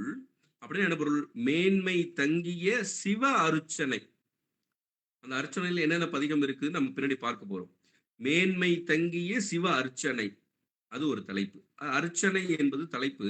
அந்த தலைப்புக்கு முன்பு ஒரு அடைமொழி தந்தாங்க, சிட்டான அர்ச்சனை, அது மேன்மை உடையது சிவ அர்ச்சனை. சிவ அர்ச்சனை தான் மேன்மை உடையது அப்படின்னு சொல்றாங்க. அப்புறம் தொண்டு. தொண்டு அப்படின்னு சொன்னா அடிமை திறம். நாம் எல்லாம் அடிமைதான். எப்ப அடிமை? இறைவன் தான் ஆண்டான், நாம் எல்லாரும் அடிமைதான். இறைவன் தலைவன், நாம் எல்லாரும் தொண்டர்கள். இது நம்ம எப்போதும் நமக்கு தெரிந்து கொள்ளணும். திருவாசகத்துல பல இடங்கள்ல மணிவாசகர் அந்த செய்தியை சொல்லிக்கொண்டே இருப்பார். ஏன்னா தலைவன் அப்படின்னு சொன்னா அது இறைவன் ஒருவன் தான். நம்மெல்லாம் சும்மா தலைவா அப்படின்னு சொல்றோமே, அதெல்லாம் வந்து எவ்வளவு காலம் தலைவராக இருக்க முடியும்? ஏன்னா அவர் நிரந்தர தலைவர் அவர்தான். பிறவிதோறும் நமக்கு தலைவராக இருக்கக்கூடியவர் அவர்தான். சுந்தரமூர்த்தி சுவாமிகள் திருத்துறையூர்ல தவநெறி வேண்டி ஒரு பதிகம் பாடுவார். அவர் கிட்டத்தட்ட 2வது பதிகம். அவர் தடுத்தாட்கொண்ட பிறகு சொல்லுவார், தலைவா உனை வேண்டிக் கொள்வேன் தவநெறியேன்னு. தலைவான்னு சொல்லுவார். அவருக்கு ஒரு நண்பர் போலதான் அவரு, தோழமை மார்க்கம். அவர் சொல்லும்போது சொல்லுவார், தலைவா உனை வேண்டிக் கொள்வேன் தவநெறியே அப்படின்னு சொல்லுவார். அப்ப நமக்கெல்லாம் தலைவன் அப்படின்னு சொன்னா அது சிவபெருமானாகிய இறைவன் ஒருவன் தான் தலைவன். மற்ற எல்லாருமே தொண்டர்கள் தான். அதுல இன்னும் நுட்பமா ஒரு செய்தி சொல்லுவாங்க. இப்ப நம்ம இப்ப இருக்கக்கூடிய நிலை, இந்த உடல் எடுத்து இருக்கிறோம் இல்லையா, இந்த நிலைக்கு பேரு சகல நிலைன்னு பேரு. இந்த உடலோடு இருக்கக்கூடிய நிலைக்கு நம்ம சைவ சித்தாந்தம் என்பது ரொம்ப ரொம்ப கடினமானது என்பதெல்லாம் இல்லவே இல்லை. அதுல இருக்கக்கூடிய அந்த வார்த்தைகள், டெர்மினாலஜி இருக்குது இல்லையா, இப்ப நம்ம இதுக்கு முன்பு பார்த்தோம் விஞ்ஞானகலர், பிரளயாகலர், சகலர். அந்த டெர்மினாலஜி தான் கொஞ்சம் புதுசாக இருக்கும். ஆனா நம்மை பற்றி சிந்திப்பதுதான், நம்மை பற்றி நாம எப்படி இருக்கிறோம், நாம எங்க இருந்தோம், நம்ம எப்படி இருக்கிறோம், எங்க போகணும், இதெல்லாம் சொல்லுவதுதான் சைவ சித்தாந்தம். அதுல ஒரு 3 நிலை நமக்கு இருக்கிறது. நம்ம இப்ப இந்த உடலோடு இருக்கக்கூடிய நிலைக்கு சகல நிலைன்னு பேரு. இதற்கு முன்பு ஒரு நிலையில இருந்தோம். அது அந்த நிலைக்கு பேரு கேவல நிலைன்னு பேரு. கேவலம்னா தனிமை என்பது பொருள். கேவலம்னா தனிமை. அப்ப என்னன்னா இந்த உடம்பெல்லாம் இல்ல, கருவிகரணங்கள்லாம் இல்ல. அப்ப என்னன்னா அந்த 3 மலங்கள்ல இந்த ஆணவ மலம் இருந்தது இல்லையா, அந்த ஆணவ மலத்தோட அப்படியே அப்படி பின்னி பிணைந்து இருந்தோம். அதனால தனியா கிடந்தோம். அதனால அந்த நிலைக்கு பேரு கேவல நிலை. அந்த நிலையிலும் நம்ம ஆன்மா இறைவனுக்கு அடிமைதான். அது சொல்லவே வேணாம், அது தனியா தான் கிடந்தது. அங்கிருந்துதான் இறைவன் கருணையால நமக்கு இங்க இந்த உடம்பு, இந்த கருவிகரணங்கள், இந்த உலகங்கள், நாம் புசிப்பதற்கான போகப் பொருள்கள் இதெல்லாம் தந்தான். அது தந்தக்கூடிய நிலைதான் சகல நிலைன்னு பேர். இந்த சகல நிலையில தான் நாம் என்ன சொல்றோம், நான் தான் எல்லாம் செய்யறேன், நான் தான் எல்லாம் செய்யறேன் அப்படின்னு சொல்லி கொண்டு இருக்கிறோம். ஆனா இந்த நிலையிலும் நாம அடிமைதான் இறைவனுக்கு. ஏன்னா நாம ஏதாவது செய்ய முடியுமானா, இறைவனுடைய அந்த கருணை, அந்த உபகாரம், அந்த உதவி இல்லாமல் நாம் எந்த செயலையுமே செய்ய முடியாது. எந்த செயலையுமே செய்ய முடியாது. நாம் ஒரு செயல் செய்யணும்னா இறைவனுடைய அருள் வேண்டும். இப்ப நாம ஒரு பொருளை பார்க்கிறோம் அப்படின்னு சொன்னா, வெளியில புற ஒளி வேணும். புற ஒளிக்கு முன்பு கண்ணொளி வேணும். கண்ணொளி என்பது ஒரு அறிவில்லாத சடப்பொருள். அதற்கு நம்முடைய ஆன்ம அறிவு செலுத்தணும். இந்த ஆன்ம அறிவை செலுத்துவது இறைவனுடைய திருவருள். அப்ப எங்கிருந்து வருது? இறைவனுடைய திருவருள் செலுத்தலைன்னா நாம எதையுமே பார்க்க முடியாது, எதையுமே பேச முடியாது, எதையுமே கேட்க முடியாது, எதையுமே செய்ய முடியாது. அப்ப இறைவனுடைய திருவருள் தான் நமக்கு எல்லாவற்றையும் கருணையோடு உதவி செய்து கொண்டிருக்கிறது. அப்ப இந்த சகல நிலையிலும் நாம் இறைவனுக்கு அடிமைதான். சரி, கேவல நிலைன்னு சொன்னீங்க, தனியா கிடந்தோம், அங்க அடிமை. இப்பவும் அடிமைன்றீங்க. நாளைக்கு ஒரு நிலை என்பது, அந்த நிலைக்கு பேர் என்னன்னா சுத்த நிலைன்னு பேரு. கேவலம், சகலம், சுத்தம். சுத்தமானா சுத்தம் ஆயிட்டோம். இந்த ஆன்ம சுத்தம் ஆயிடுச்சு. இந்த மலங்களிலிருந்து விடுதலையாகி சுத்தமாகி இறைவனோடு இரண்டர கலந்து விட்டது. அந்த கலந்து விட்ட நிலைக்கு பேருதான் சுத்தம். அந்த சுத்த நிலையில சரி, நாம தான் இறைவனோட கலந்துட்டோம், சுத்தமாயிட்டோம். இப்ப நம்ம இறைவனோட கலந்துட்டோமே, அத்துவிதம்னு சொல்றாங்களே அப்படின்னு சொன்னா, அந்த நிலையிலும் இந்த ஆன்மா இறைவனுக்கு அடிமை, அடிமை, அடிமையே. அதை நம்ம புரிஞ்சுக்கணும். எந்த நிலைக்கு போனாலும் இந்த ஆன்மா இறைவனுக்கு அடிமைதான். அப்ப நாம எல்லாம் தொண்டர்கள். மாறாதது தொண்டு. நாம் இந்த நாயன்மார்கள்லாம் தொண்டு செய்தார்கள், தொண்டு செய்தார்கள் சொல்றாங்களே, என்ன தொண்டுனா, அவர்கள் எடுத்துக்கொண்ட கொள்கையில் மாறாமல் எந்த சூழ்நிலை அவர்களுக்கு வந்தாலும், அவர்களுடைய நம்ம நாயன்மார்களுடைய வரலாறு எல்லாம் படிக்கணும் இல்லையா, அவர்களுக்கு எவ்வளவு ஒரு ஒரு துன்பம் வந்தாலும் சரி, தன்னை வருத்தி கொண்டாலும் சரி, அவர்கள் கொண்ட கொள்கையில் மாறாமல் இருப்பர். அதனாலதான் அவர்கள் எல்லாம் தொண்டர். நாம எல்லாம் என்ன நினைக்கிறோம், நம்ம இறைவனுக்கு தொண்டு செய்யறேங்க, நான் தயாரா இருக்கிறேன், ஆனா இறைவனுக்கு இறைவன் எனக்கு எல்லாம் தரணும். அப்பதான் நான் தொண்டு செய்ய முடியும். ஒண்ணுமே தராம நான் எப்படி செய்ய முடியும்? அப்படிலாம் நாம் இன்றைக்கு சொல்லிக் கொண்டிருக்கிறோம். எந்த நிலை வந்தாலும் நம்முடைய நிலை மாறாமல் இறைவனிடத்திலே அந்த அன்பையும், பக்தியையும் செய்யக்கூடியவர்கள் தான் தொண்டர்கள். அந்த தொண்ட தான் இங்க வந்து தொண்டு அடிமைத்திறம் அப்படின்னு சொன்னாங்க. அப்ப எந்த நிலைக்கு போனாலும் நாம் அடிமை, அடிமை, அடிமை தான் என்பதை தெரிந்து கொள்ளணும். இந்த கேவலம், சுத்தம் அப்படின்ற நிலைய தாயுமானவர் ஒரு பாடல்ல அழகா சொல்லுவாரு. ஆணவத்தோடு அத்துவிதமானபடி மெய்ஞான தாணுவினோடு அத்துவிதம் சாரும் நாள் என்னாளோ என்று பராபர கண்ணிலே கேட்பார். ஆணவத்தோடு நான் அத்துவிதமா இருந்தேன் இல்லையா கேவல நிலையில, அதே போல இந்த உடம்பெல்லாம் எல்லாத்தையும் விட்டுட்டு சிவபெருமானோடு மெய்ஞான தாணுவினோடுன்னு சொல்லுவார். அவனோடு எப்ப நான் அத்துவிதம் சேரும் நாள் என்னாலோ அப்படின்னு சொல்லி கேட்பார். அப்ப அந்த இது ஒரு தலைப்பாக நமக்கு இப்படி அருச்சனை பார்த்தோம், தொண்டு பார்த்தோம். இப்படி 8 தலைப்புகள். இந்த 8 தலைப்புகள்ல சொல்லிட்டு அந்த வெண்பாவுல கடைசியா சொல்றாங்க, எட்டும் ஆகிய இவ்வெட்டினையும் தெளிய உணர்த்தும் திருப்பதிகங்களை அகத்தியனார் சிவாலயர்க்கு என்று. அப்ப சிவாலய முனிவருக்காக என்பது பொருள். சிவாலய முனிவருக்காக இட்டார் அப்படின்னா தொகுத்து அருளினார் என்பது பொருள். இப்படி 8 தலைப்புல இப்படி தொகுத்து அருளி இருக்கிறார் என்று நுதலிய பொருளை இந்த வெண்பா காட்டுகிறது. நாமும் அதான் சொல்றாங்க, பிறவி பெருங்கடல் நீந்து வீடு வேறு அடைய விரும்பும் உயிர்களுக்கு இன்றியமையா வழிகள் இவை. ஆகலின் இவ்வழிகள் 8ம் அகத்திய முனிவரால் சிவாலய முனிவருக்கு தொகுத்து தந்து அருளப்பட்டன. நாமும் இதை பின்பற்றலாம். இப்ப திருப்பதிக கருத்துரை என்று ஒரு ஆசிரியப்பாவை நமக்கு அகத்திய முனிவர் அருளி இருக்கிறார். அந்த அகத்திய முனிவர் அருளிய அந்த ஆசிரியப்பாவை பார்த்து விட்டு நாம அது, ஏன்னா அகத்திய தேவார முற்றோதல் சொன்னா நேரா முற்றோதலுக்கு போய் அந்த 25 பதிகங்கள்ல படிக்கிறோம். ஆனா இது என்ன கருத்து, இது எப்படி வந்தது, எப்படி தொகுக்க பெற்றது என்பதை நம்ம தெரிந்து கொள்ளணும். அதுக்காக தான் அந்த பாடலை பாருங்க. திருப்பதிக கருத்துரை இது நிலைமண்டில ஆசிரியப்பா என்ற பாவகையிலே அகத்தியர் செய்திருக்கிறார். சிவாலய முனிவருக்காக, நமக்காகவும். பாருங்க. தோடு கூற்று பித்தா மூன்றும் பீடுடை தேசிகன் பேரருளாகும். இப்ப 8 தலைப்பு மட்டும் அங்க சொன்னார். அந்த நுதலிய பொருள் என்ற வெண்பாவில 8 தலைப்பு மட்டும் சொன்னாங்க. இப்ப அந்த தலைப்புல எந்தெந்த பதிகம், மொத்தம் 797 பதிகங்கள் நம்ம பார்த்தோம் இல்லையா? 1,02,000 இருந்து கிடைத்தது 797. அதுல 25 தான் செலக்ட் பண்றாரு நம்முடைய அகத்திய பெருமான். அது என்னென்ன பதிகம் என்பது நமக்கு தெரியணும் என்பதற்காக அவரே தொகுத்து தந்த அந்த ஒரு ஆசிரியப்பா. இந்த ஆசிரியப்பா ரொம்ப நீண்ட வரி. அதை ஒரு முறை படிச்சுட்டு அது எங்கெங்க இருக்குன்னு நம்ம பார்ப்போம். தோடு கூற்று பித்தா மூன்றும் பீடுடை தேசிகன் பேரருளாகும். அந்த குரு அருள்னு முதல் தலைப்பு சொன்னாங்க இல்லையா? அதுல குரு உரு அல்லது குரு அருள். அப்புறம் நீற்றுப்பதிகம் நிகழ்த்தும் காலை மாற்றுப்பறையின் வரலாறாகும். அப்புறம் துஞ்சல், காதல், சொற்றுணை. அதாவது ஒரு ஒரு பதிகத்தினுடைய முதல் வார்த்தை மட்டும் இருக்கும். தோடுனா தோளுடைய செவியன், கூற்றுனா கூற்றாயினவாறு, பித்தா அப்படின்னா பித்தா பிறை சூடி. அதே மாதிரி துஞ்சல்னா துஞ்சலும் துஞ்சல் இல்லாத பொழுதினும் அதே போல இருக்கும். அப்ப துஞ்சல், காதல், சொற்றுணை. சொற்றுணைனா இப்ப குழந்தை பாடனாங்க. இப்ப சொற்றுணை வேதியன் வேற. சொற்றுணை மற்றும் அஞ்செழுத்து உண்மை அருளியதாகும்.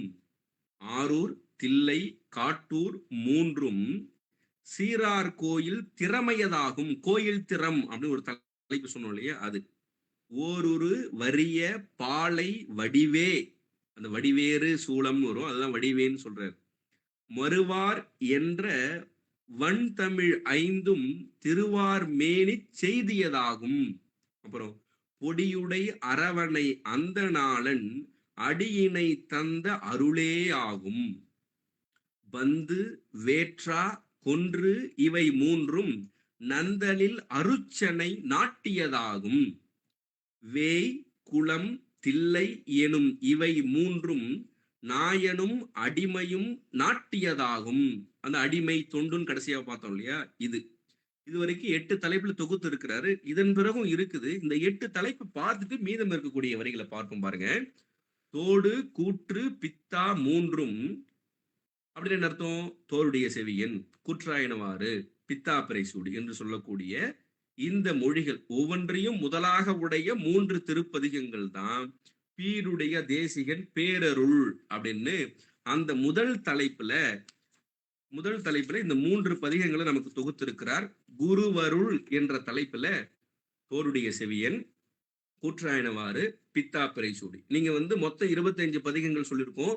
8 தலைப்புகள்ல 25 பதிகங்கள் வருதான்னு கணக்கு நீங்க தான் சொல்லணும். கணக்கு பார்த்து நீங்க சொல்லிட்டே வரணும். கணக்குல ஏதாவது தப்பாச்சுன்னா நீங்க குறிப்பிடலாம். 3 ஆச்சா அப்படியே கூட்டிக்கிட்டே வரணும். குருவருள் என்ற தலைப்புல 3.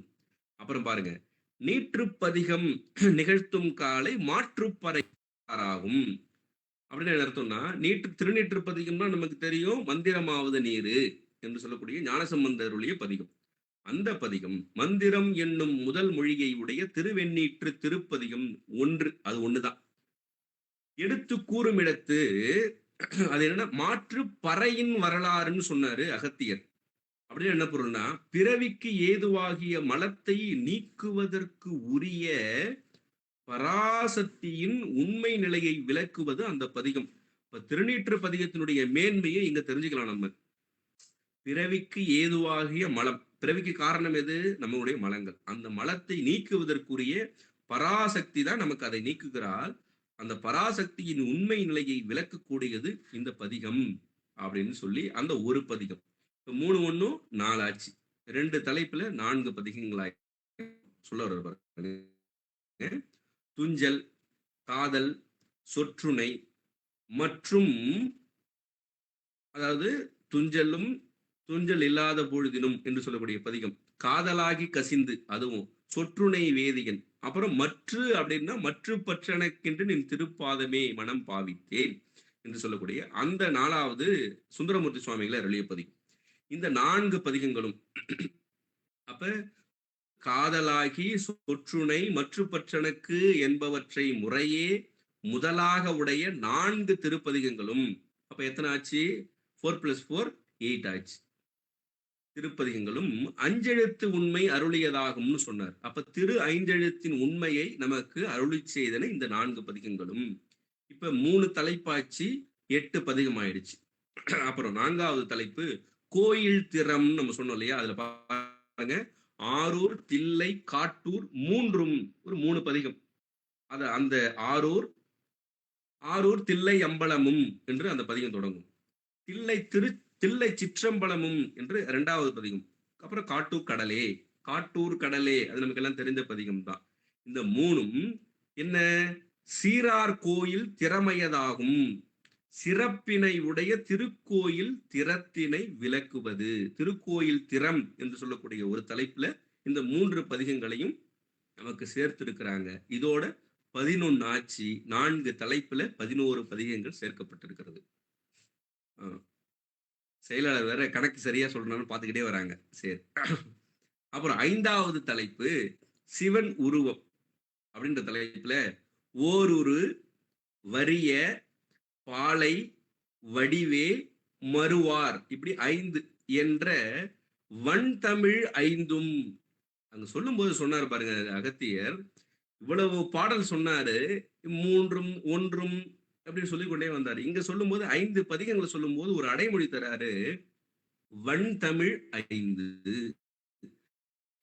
வன்தமிழ்னா வளப்பம் பொருந்திய தமிழ் பதிகங்கள். இந்த 5 பதிகங்களுக்கு மட்டும்தானா அப்படின்னு கேட்டா இல்ல. இங்க சொல்லப்பட்ட எல்லா பதிகங்களுமே வன்தமிழ் பதிகங்கள் தான்.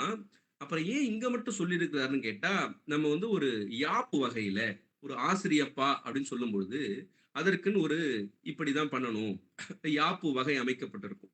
இல்லைன்னா தலை தட்டும் அப்படின்னு சொல்லுவாங்க. அதற்காக எந்த இடத்துல அதை பொருத்தணுமோ அந்த இடத்துல பொருத்திட்டார். அந்த வன்தமிழ் பதிகம் என்பதை 25 பதிகங்களுக்கும் நம்ம பொருத்திக்கணும். அதுதான் குறிப்பு. அப்ப பாருங்க, ஓருரு வாயினை, வரிய மறையார், பாலையுடை கமுகு, வடியேறு திருசூலம், மறுவார் கொன்றை இப்படி 5 பதிகங்கள். அதான் இப்படி முறையே முதலாக உடைய வளப்பம் பொருந்திய தமிழ் பதிகங்கள் 5ம் திருவார்மேனி செய்தியதாகும் சொன்னார். அது திருவார்மேனி செய்தியதாகும்னா என்னன்னா, அது யாரு பாக்குறாங்களோ அவங்களை தன் வசப்படுத்துமா. அதுதான் கண்டோரை தன்வயமாக்கும் சிவபெருமானது திருவுருவத்தை சொல்லும் தன்மை. இது சிவன் உருவம் என்ற தலைப்புல 5 பதிகங்கள். இதோட 16 ஆயிடுச்சு. 5 தலைப்புல 16 ஆயிடுச்சு.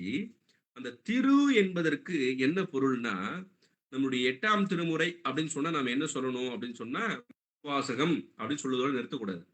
8ஆம் திருமுறைன்னு சொன்னா திருவாசகமும் திருக்கோவையாரும் சொல்லணும். அப்படி இந்த திருக்கோவையாருக்கு உரை செய்த பெருமகனார் பேராசிரியர் என்பவர். திருக்கோவையாருக்கு உரை செய்தவர் பேராசிரியர் என்பவர். அவர் தான் நம்மளுடைய தொல்காப்பிய இலக்கண நூலுக்கும் உரை செய்திருக்கிறார். அந்த பேராசிரியர் திரு என்பதற்கு ஒரு விளக்கம் தருவார். என்னன்னா, கண்டாரால் விரும்பப்படும் தன்மை நோக்கம். கண்டாரால் விரும்பப்படும் தன்மை நோக்கம், அதுதான் திரு. அந்த திரு அவர் செய்த அந்த உரையை தான் இங்க நமக்கு சொல்றாங்க. திருவார் மேனி செய்தியதாகும் என்பதற்கு கண்டோரை தன்வயமாக்கும் சிவபெருமானது திரு உருவத்தை சொல்லும் தன்மை. அதுதான் சிவன் உருவம். அந்த உருவத்துல 5. அப்ப 5 தலைப்புல 16 பதிகங்கள் இதுவரைக்கும் வந்திருக்கிறது. இன்னும் 3 தலைப்புகள் இருக்கிறது. அதுல பாருங்க, அதுல என்னென்ன பதிகங்கள்? பொடியுடை, அரவணை, அந்தநாளன் என்னும் தொடர்களை முறையே முதலாக உடைய திருப்பதிகங்கள் 3. அப்படின்னு அர்த்தம். பொடியுடை மார்பினர் அப்படின்னு வரும். அரவு அணையான், அப்புறம் அந்தநாளன் உன் அடைக்கலம் புகுத, அந்த நமக்கு தெரியும் சுந்தரனுடைய தேவாரம். இது 3ம் அடியினை தந்த அருளே ஆகும். இது தலைப்புக்கு பேரு அருள் திறம். அருள் 3 பதிகங்கள் நமக்கு தொகுத்திருக்கிறார் அகத்திய பெருமான். அந்த அடியினை தந்த அருளே அப்படின்னு சொல்லும்போது சிவபெருமான் திருவடிகள் 2ம் நல்கும் அருள் திறத்தை விளக்குவன அந்த 3 பதிகங்களும். திரு அருள்னு சொன்னாலும், திருவடின்னு சொன்னாலும், சக்தி சொன்னாலும், அம்மைன்னு சொன்னாலும் எல்லாம் ஒண்ணுதான். இறைவனுடைய திருவருள், இறைவனுடைய திருவடி, இறை ஆற்றல், சக்தி, அம்மை, இது எல்லாம் ஒரு பொருளை தரக்கூடிய சொற்கள். அதுதான் சொன்னாங்க. இப்படி இப்ப 6 தலைப்புல 19 பதிகங்கள் ஆச்சு. இன்னும் 2 தலைப்பு இருக்குது. அதுல பாருங்க, பந்து, வேற்றா, கொன்று இவை 3ம் அப்படின்னு அர்த்தம். பந்து சேர் விரலால் என்று தொடங்கக்கூடிய ஒரு பதிகம். வேற்றுனா நமக்கு தெரியும், வேற்றாகி விண்ணாகி நின்றாய் போற்றி. அப்புறம் கொன்று செய்த என்று தொடங்கும். இந்த பதிகங்கள்லாம் என்ன தலைப்புன்னு கேட்டா, நந்தலில் அருச்சனை நாட்டியதாகும். அருச்சனை, அப்ப வேற்றாகி விண்ணாகி நின்றாய் போற்றின்னு சொன்னாலே நமக்கு அருச்சனை நமக்கு நினைவில் வரும். அப்ப இந்த அருச்சனை என்ற தலைப்புல இந்த 3 பதிகங்கள், 7 தலைப்பு ஆயிற்று, 22 பதிகங்கள் ஆயிடுச்சா. இந்த சொல்லும் போது இந்த அருச்சனை நாட்டியதாகும் என்பதற்கு இந்த அகத்தியர் ஒரு அடைமொழி தந்தார் பாருங்க. இந்த ஆசிரியப்பாவில நந்தல் இல்ன்னு சொன்னார். நந்தலில்னு அதை படிக்கிறோம். அதை எப்படி பிரிக்கணும்னா, நந்தல் இல். நந்தல்னா கெடுதல்னு அர்த்தம். கெடுதல் இல்லாத அருச்சனை. என்ன அர்ச்சனை? சிவார்ச்சனை. அப்ப சிவார்ச்சனைக்கு ஒரு அடைமுறை தந்தாரு.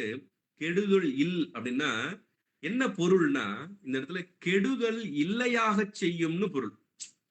நீங்க பெரிய புராணத்துல இந்த நம்முடைய சுந்தரர் அருளிய திருத்தொண்டர் தொகை இருக்குது இல்லையா, அதற்கு தெய்வ சேக்கிழார் என்ன சொல்லுவார்னா, தீதிலா திருத்தொண்ட தொகைன்னு சொல்லுவார் தெய்வ சேக்கிழார் பெரிய புராணத்துல. தீது இலா திருத்தொண்ட தொகைன்னா நீங்க என்ன நினைக்கலாம்? அதை பொருள் செய்யும் போது தீது இல்லாத திருத்தொண்ட தொகை அப்படின்னு சொல்லலாம் இல்லையா. தீது இல்லாதன்னா திருத்தொண்ட தொகை தீது இல்லாமல் இருக்கிறது என்பதற்கு ஒரு பெரிய ஒரு சிறப்பா, ஒரு சிறப்பான உரையா இருக்காது. அதற்குதான் பெரிய புராணத்துக்கு உரை செய்த ஒரு பெருமகனார் நம்முடைய சிவகவிமணி சி.கே. சுப்பிரமணிய முதலியார் என்பவர். அவரு கூட இப்ப அடுத்த மாதம் வைர விழா எடுக்கிறார்கள் கோவையில. அவர் உரை செய்தாரு, தீதிலா திருத்தொண்ட தொகை என்பதற்கு தீதை இல்லையாக செய்யும் திருத்தொண்ட தொகை. நம்மிடத்திலே வரக்கூடிய தீயவை வருகிறது இல்லையா, அந்த தீயவற்றை இல்லையாக செய்வது அந்த பதிகம் அப்படின்னு சொன்னார். அதே போல இங்க நம்ம உரை செய்யணும். நந்தல் இல் அப்படின்னா கெடுதல் இல்லாத சிவார்ச்சனை இல்லை, கெடுதலை இல்லையாக செய்யும் சிவார்ச்சனை. அப்ப நம்ம சிவார்ச்சனை செய்தால் நமக்கு எந்த விதமான கெடுதலும் இருக்காது என்பது பொருள். அது அகத்தியனுடைய அந்த சொல்லாட்சியே நம்ம நுட்பமா கவனிச்சாதான் நமக்கு விளங்கும். அதனால நந்தலில் அர்ச்சனை. அப்ப கெடுதலை இல்லையாகச் செய்யும் சிவ அர்ச்சனை நாட்டியதாகும். அந்த சிவார்ச்சையின் திறத்தை நிலைபுறுத்திய தன்மையவாகும் அந்த 3 பதிகங்களும் அப்படின்னு சொன்னார். இப்ப 7 தலைப்பாச்சு, 22 பதிகங்களாச்சு. மொத்தம் இருக்கிறது 8 தலைப்பு. மொத்தம் இருக்கிறது 25 பதிகங்கள். அப்ப மீதம் இருக்கக்கூடிய ஒரு தலைப்புல எத்தனை பதிகங்கள் வரணும்? 3 பதிகங்கள் வரணும். கணக்குப்படி 3 பதிகங்கள் வரும். அதை சொல்றாங்க பாருங்க. வேய், குளம், தில்லை எனும் இவை 3ம் நமக்கு தெரியும். வேய்ன வேயுறு தோழிவங்கன், குளம் பழம், அப்புறம் தில்லைன தில்லை வாழ் அந்த அர்த்தம் அடியாருக்கும் அடியேன். இப்ப சொன்னோம் இல்லையா திருத்தொண்ட தொகை, அந்த தொகை தான். அந்த 3ம் நாயனும் அடிமையும் நாட்டியதாகும். ஆண்டான் அடிமை திறத்தை இறைவன் ஆண்டான், நாம் அடிமை. நான் சொன்னோம் இல்லையா அடிமை எப்ப? நேற்று இன்று நாளைன்னு சொல்லணும். நேற்றுனா கேவல நிலை, அதுக்கு பேரு நேற்றுன்னு சொல்லுவாங்க. இன்னைக்கு நாம் இருக்கக்கூடிய நிலை, இந்த உடலோடு கூடிய நிலைக்கு சகல நிலைன்னு பேரு. நாளைக்கு இறைவனோடு கலக்கக்கூடிய நிலைக்கு சுத்த நிலை, அது நாளைன்னு பேரு. அப்ப நேற்று இன்று நாளைன்னு சொன்னாலும், கேவலம் சகலம் சுத்தம்னு சொன்னாலும் ஒன்று. அதுதான் சொல்றது. எப்போதும் அந்த ஆண்டான் அடிமை திறத்தை நிலைநாட்டிய தன்மையவாகும். அப்புறம் சொன்னாங்க. இப்ப 8 தலைப்புல 25 பதிகங்கள் வந்துடுச்சு. அந்த ஆசிரியப்பாவுல அதுக்கப்புறம் ஒரு சில வரிகளை நமக்கு அகத்தியர் அருளி இருக்கிறார். அதை இப்ப பார்ப்போம். இப்ப நாயனும் அடிமையும் நாட்டியதாகும். இப்படி 25 பதிகங்கள் உனக்கு தொகுத்தாச்சு அப்படின்னு சொல்லி சிவாலய முனிவருக்கு சொல்லிய பிறகு அப்புறம் என்ன உபதேசமா செய்கிறாருன்னு பார்ப்போம் பாருங்க. இப்பரிசு அகத்திய முனிவன் இருநிலத்து ஒப்பரு மூவர் ஓது தேவாரம் முழுதையும் சிவாலய முனிக்கு அறிவித்து பழுதிலா அவையுட்பரிந்தெடுத்த 25 உயர் பதிகமும் அறிவுற திரட்டி எண்ணரும் அடங்கல் யாவையும் உணரும் புண்ணியம் இவை கொடு பொருந்தும் என்று அவன் தனக்கருள் செய்தனன் தகவுற, அதனால் தீதிலா அகத்திய திரட்டினை உலகில் ஓதினர் அடங்கலும் ஓதினர் ஆவரே என்று அந்த பாடல் முடியுது. அதை என்ன நம்ம பார்ப்போம். இப்பரிசுனா இந்த முறையில இப்படி 8 தலைப்புல 25 பதிகங்களாக தொகுக்கப்பெற்ற இந்த தன்மையில், அதுதான் இப்பரிசு. இது எங்க நடந்ததுன்னு கேட்டா, அகத்திய முனிவன் இருநிலத்து ஒப்பரு மூவர் அப்படின்னு சொன்னாரு. இருநிலத்து, இரு அப்படின்னு சொன்னா பெரிய என்று ஒரு பொருள் இருக்கிறது. அந்த இப்பெரிய நில உலகத்தில் ஒப்பரு ஓது தேவாரம், மூவர் பெருமக்களுக்கு ஏதாவது ஒப்பு சொல்ல முடியுமான்னு கேட்டா ஒப்பு சொல்ல முடியாது. அப்படி ஒப்பு அரு மூவர்னு சொன்னார். இந்த நம்முடைய மூவர் ஞானசம்பந்தர், அப்பர், சுந்தரர், இவர்களுக்கு ஏதாவது ஒப்புமை சொல்ல முடியுமான்னு கேட்டா அவர்களுக்கு நிகர் அவர் தான். அதுதான் சொன்னாரு. ஒப்பு அரு மூவர் ஓது தேவாரம் முழுதையும். அப்ப எல்லா முழுதையும் இந்த 25 பதிகங்களை ஓதினால் அந்த 797 பதிகங்கள் முழுவதையும் ஓதிய பலன் கிடைக்கும்னு சிவாலய முனிவருக்கு சொல்றார் என்பதுதான் கருத்து. இப்ப பாருங்க, ஓது தேவாரம் முழுதையும் சிவாலய முனிக்கு, அப்ப சிவாலய முனிவருக்கு அறிவித்து அவருக்கு இதெல்லாம் அறியுமாறு செய்து பொருள் சொல்லி இதெல்லாம் சொல்லி உபதேசம் செய்து பழுது இலா அவையுள் சொன்னார். இந்த பழுது இலா என்பதற்கும் பழுதை இல்லையாக செய்யும் அவைன்னு நம்ம பொருள் எடுக்கணும். பழுதிலா அவைன்னா அது மேலோட்டமான ஒரு சிறப்புடைய பொருளாக இருக்காது. ஏன் அப்படின்னு சொன்னா, மற்ற நூல்கள்லாம் இருக்குது இல்லையா, அந்த நூல்கள்லாம் முக்குண வயப்பட்டு செய்யக்கூடிய நூல்கள். இந்த நூல்கள் இறைவனுடைய அருளால் வந்த நூல்கள். அதனாலதான் இது பழுதிலா அவைன்னு சொல்றாரு. அந்த 25 பதிகங்கள் பழுதிலா அவை அப்படின்னு அர்த்தம். அந்த 25 பதிகங்களும் நம்மிடத்தில் இருக்கக்கூடிய பழுதை இல்லையாக செய்யும்.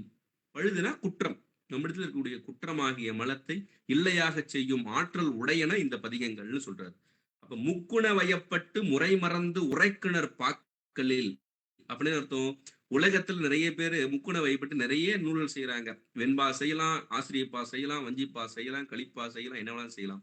ஆனா இறைவனுடைய அருளால் செய்த நூல் இது. அதனால பழுதிலா அவைன்னு சொன்னார். அதுல குற்றம் சிறிதும் இருக்காது. அப்ப குற்றம் சிறிதும் இல்லாத அத்திருப்பதிகங்கள் நம்மிடத்திலே குற்றத்தை இல்லையாக செய்யும் திருப்பதிகங்கள். பரிந்து எடுத்து, அதை விரும்பி நாம எடுத்து 25 பதிகம்னு சொல்லல, 25 உயர் பதிகம்னு ஒரு அந்த பதிகத்துக்கு ஒரு அடை தந்தார். 25 உயர் பதிகம்னா மேலான இந்த 25 பதிகங்களையும் அறிவுற திரட்டி, அறிவுற திரட்டினா இதை ஓதக்கூடியவர்கள் ஓதும்போது நமக்கு வேற சிந்தனையோடு இருக்கக்கூடாது. அதிலே கண்ணும் கருத்துமாக இருக்கணும். அதான் என்ன சொல்லுவோம், மனம் மொழி மெய் அப்படின்னு சொல்லக்கூடிய முக்கரணங்களும் ஒன்றி நாம் அந்த பக்தியை, அந்த ஒரு தேவாரத்தை படிக்கிறோம் அப்படின்னு சொன்னா நம்முடைய மனசு இங்கதான் இருக்கணும். அது வாயால சொல்லி தோருடைய செவியன் நம்முடைய சிந்தனை எல்லாம் வேற எங்க இருக்கும். அப்படி படிக்க கூடாது அப்படின்னு சொல்றாங்க. அறிவுற திரட்டி. இப்ப ஓதுவாருக்கு அந்த உண்மை ஞானம் பொருந்தும்படி திரட்டி அருளினார் அகத்தியர். ஏன்னா அவருக்கு பொருள் எல்லாம் சொல்லிதான் இதை திரட்டி கொடுக்கிறார். அப்ப அதெல்லாம் அறிவுற திரட்டினார். யாரெல்லாம் இதை ஓதுகிறார்களோ அவர்களுக்கு அந்த உண்மை ஞானம் பொருந்துவதற்காக அகத்தியர் திரட்டுகிறார். சிவாலய முனிவருக்கு தந்தாரு, அது நாமும் நமக்கும் அதை எடுத்துக்கொள்ளலாம் என்று உலகவருக்கும் அதை எடுத்துக்கொள்ளலாம். அறிவுற திரட்டி எண்ணரும் அடங்கல் யாவையும், இந்த அடங்கல் யாவையும் அது என்ன அளவிறந்த அந்த அடங்கல் முறையில திருப்பதிகங்கள் எல்லாவற்றையும், ஏன்னா 1,02,000 சொன்னாங்க, அது குறைஞ்சி 797 ஆச்சு. அதனால எதுன்னு தெரியல. அதனால அளவிறந்த அடங்கன் முறை திருப்பதிகங்கள் எல்லாவற்றையும் உணரும் புண்ணியம், அந்த உணரக்கூடிய புண்ணியம் இருக்குது இல்லையா, அந்த ஓதி உணரும் புண்ணியம் சிவபுண்ணியம். அந்த புண்ணியம் சொல்லும் போது பதிபுண்ணியம் சிவபுண்ணியம் 2 இருக்குது. இங்க பதிபுண்ணியம் சொன்னா உலகவருக்கு யாருக்காவது ஒரு உதவி செய்தால், அந்த தர்மம் செய்தால், அறம் செய்தால் அது பதிபுண்ணியம். பதினா பசு புண்ணியம், மன்னிக்கணும். பசு புண்ணியம் சிவபுண்ணியம். முன்பு என்ன சொன்னு தெரியல. பசு புண்ணியம் சிவபுண்ணியம் சொன்னாலும் பதிபுண்ணியம் சொன்னாலும் ஒண்ணுதான். பசு புண்ணியம், பசுனா ஆன்மா, பதினா இறைவன். அதனால பதிபுண்ணியம் சிவபுண்ணியம் 2 ஒண்ணுதான். பசு புண்ணியம் அது உலகவருக்கு நாம செய்யக்கூடிய அந்த அறம். இந்த பசு புண்ணியம் செய்தால் என்ன ஆகும்னா, ஒரு உதாரணம் சொல்றேன் பாருங்களேன். ஒரு ஒரு ஏழை மாணவனுக்கு ஒரு யூனிஃபார்ம் எடுத்து தரோம். ஒரு ஸ்கூலுக்கு தேவையான புத்தகங்கள் வாங்கி தரோம். அந்த அறம், அந்த புண்ணியம், அறத்தின் பயனாக வந்த புண்ணியம், அது பசு புண்ணியம். அது எதுவரை இருக்கும்னு கேட்டீங்கன்னா, அந்த ஒரு மாணவன் அந்த புத்தகத்தை பயன்படுத்தும் அளவு வரைக்கும் இருக்கும். அல்லது அந்த மாணவன் அந்த யூனிஃபார்ம் எவ்வளவு காலம் பயன்படுத்துறானோ அது வரைக்கும் இருக்கும். அதன் பிறகு அந்த புண்ணியம் போயிடும். ஆனால் இந்த சிவபுண்ணியம் என்பது ஒருவர் அதை இறை அடியார்களுக்கு செய்தாலும் சரி, இறைவனுக்கு செய்யக்கூடிய தொண்டாக இருந்தாலும் சரி, நீங்க 1 மடங்கு செய்தீங்கன்னா அது பெருகிக் கொண்டே போகும். அது அப்ப பசு புண்ணியம் அது குறைந்து கொண்டு வரும். இது பதிபுண்ணியமாகிய சிவபுண்ணியம் பெருகிக் கொண்டே போகும். அதான் அந்த புரிஞ்சுக்கணும். அந்த புண்ணியம் ஓதி உணரும் புண்ணியம்னு இங்க சொல்லக்கூடிய புண்ணியம் சிவபுண்ணியம்.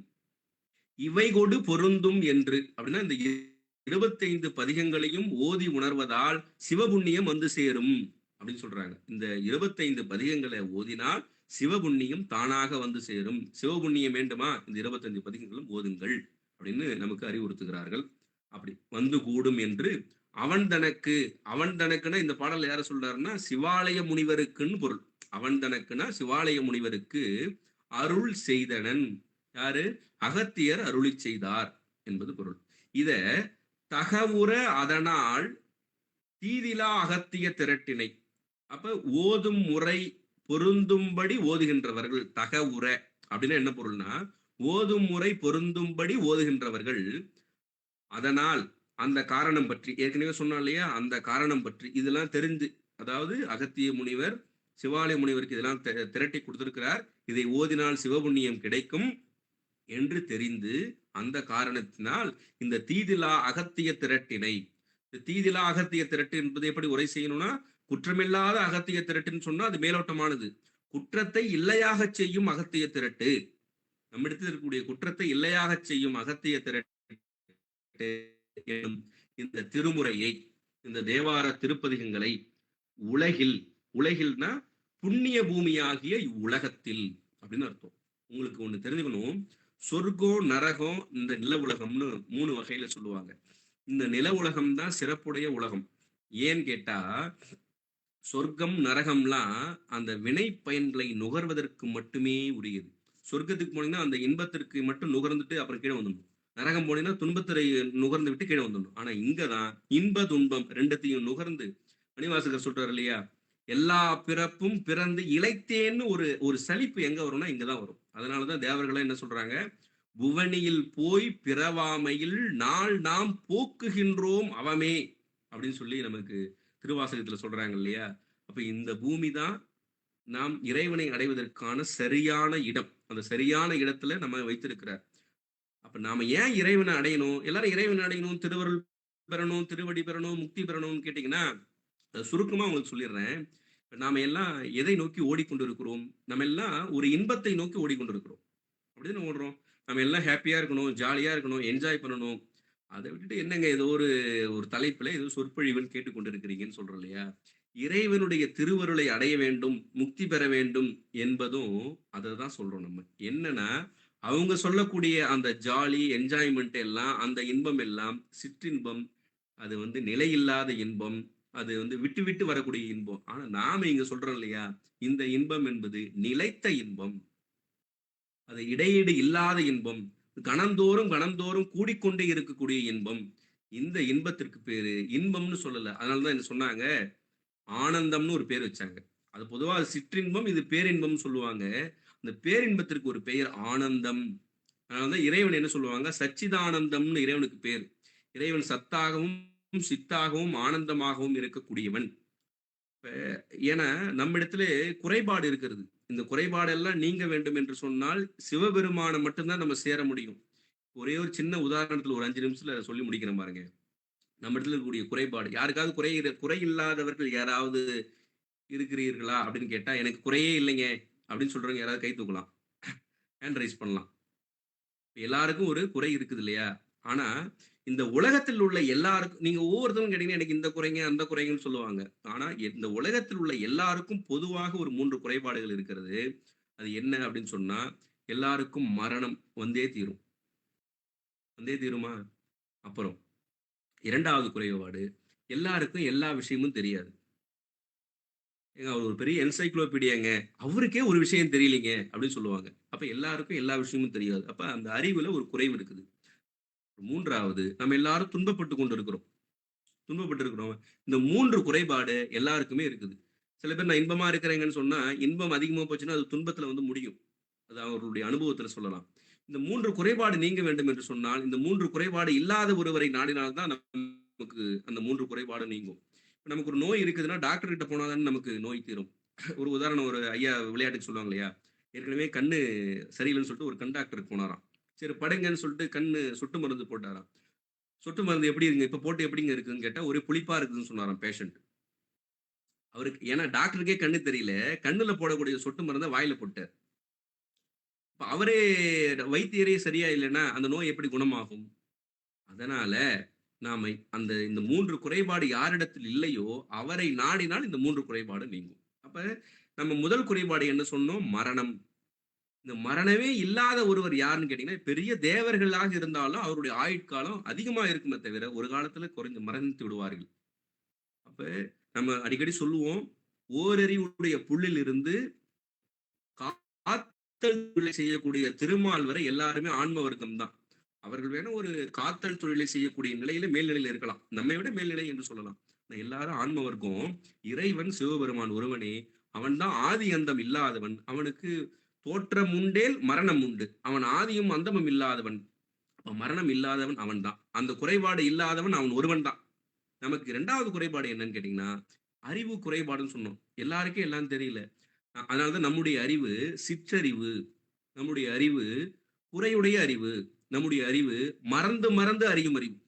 நேத்து என்னவோ நினைச்சேன் அப்புறம் மறந்துட்டேன் அப்படின்னு சொல்லுவாங்க இல்லையா? இப்படி இந்த அறிவினுடைய லட்சணத்த நீங்க சித்தாந்தம் படிச்சீங்கன்னா, சிவஞான செட்டியார்ல ஒரு 8 வகையில சொல்லுவாரு நம்முடைய அருணந்தி சிவம். இந்த அறிவு எப்படிப்பட்டதுன்னு. இன்னும் கேட்டீங்கன்னா, இன்னொன்னு உமாபதி சிவம் நமக்கு ஒரு அழகா ஒரு ஜோக் சொல்லுவார். என்னன்னா, திருவருட்பயன்னு ஒரு நூல். பொறியின்றி ஒன்றும் உணரா புந்திக்கு அறிவு நன்று அற. என்ன சொல்றாருன்னா, நம்ம நல்லா தூங்கிட்டு இருக்கோம். நம்ம மேலேயே ஒரு பாம்பு ஊர்ந்து போச்சுன்னா கூட தெரியாது. என்ன இவ்வளவு அடிச்சு போட்ட மாரி தூங்குறான்னு சொல்லுவோம். அப்ப நம்ம விழித்து இருக்கக்கூடிய நிலை தான் இந்த பொறிபுலன்களோட கூடிய நிலை. இந்த கருவிகரணங்களோட கூடிய நிலை. இந்த கருவிகரணங்கள் இல்லன்னா, நம்மால எதையுமே அறிந்து கொள்ள முடியாது. அதான் பொறியின்றி ஒன்றும் புணரா புந்திக்கு. இந்த கருவிகரணங்கள் இல்லாம இது உனக்கு ஒண்ணுமே தெரிஞ்சுக்க முடியாதுப்பா. ஆனா நீ அறிவுடைய பொருள், அறிவுடைய பொருள்னு சொல்லிக் கொண்டே இருக்கிற அப்படின்னு சொல்லி கிண்டல் பண்ணுவார். அப்ப அதுபோல நம்முடைய அறிவினுடைய லட்சணம் அப்படி. நம்ம எல்லாரும் எல்லாவற்றையும் தெரிந்து கொள்ளல. ஒரு பெரிய அறிவியல் அறிஞர் ஒரு புதுசா ஒருத்தர் கண்டுபிடிக்கிறாருன்னா, கண்டுபிடிப்பதற்கு ஒரு நொடிக்கு முன்பு கூட அவர் அறியாமையில் தான் இருந்தார். இப்ப நம்ம எல்லாம் இந்த அறியாமையில இருக்கிறோம். இந்த அறியாமையே இல்லாத ஒருவன் யாருன்னு கேட்டீங்கன்னா இறைவன் தான். அவன் பேரறிவு உடையவன், முற்றறிவு உடையவன். அதனாலதான் அவன் சித்துன்னு சொன்னாங்க. அப்ப இந்த மரணம் இல்லாதவன்ன்றதுனால அவன் சத்து. சத்துனா என்றும் இருக்கக்கூடியவன், நிலையானவன். பேரறிவு உடையவன சொன்னாங்க. 3வது குறைபாடு துன்பம்னு சொன்னோம். நம்ம என்னதான் செல்வம் வந்தாலும் சரி, ஒரு பதவி வந்தாலும் சரி, நமக்கு ஒரு அந்த துன்பம் இருந்து கொண்டே இருக்கும். துன்பமே இல்லாதவன் சிவபெருமான் ஒருவனே. அதனால அவனுக்கு ஆனந்தன் ஒரு பேர்.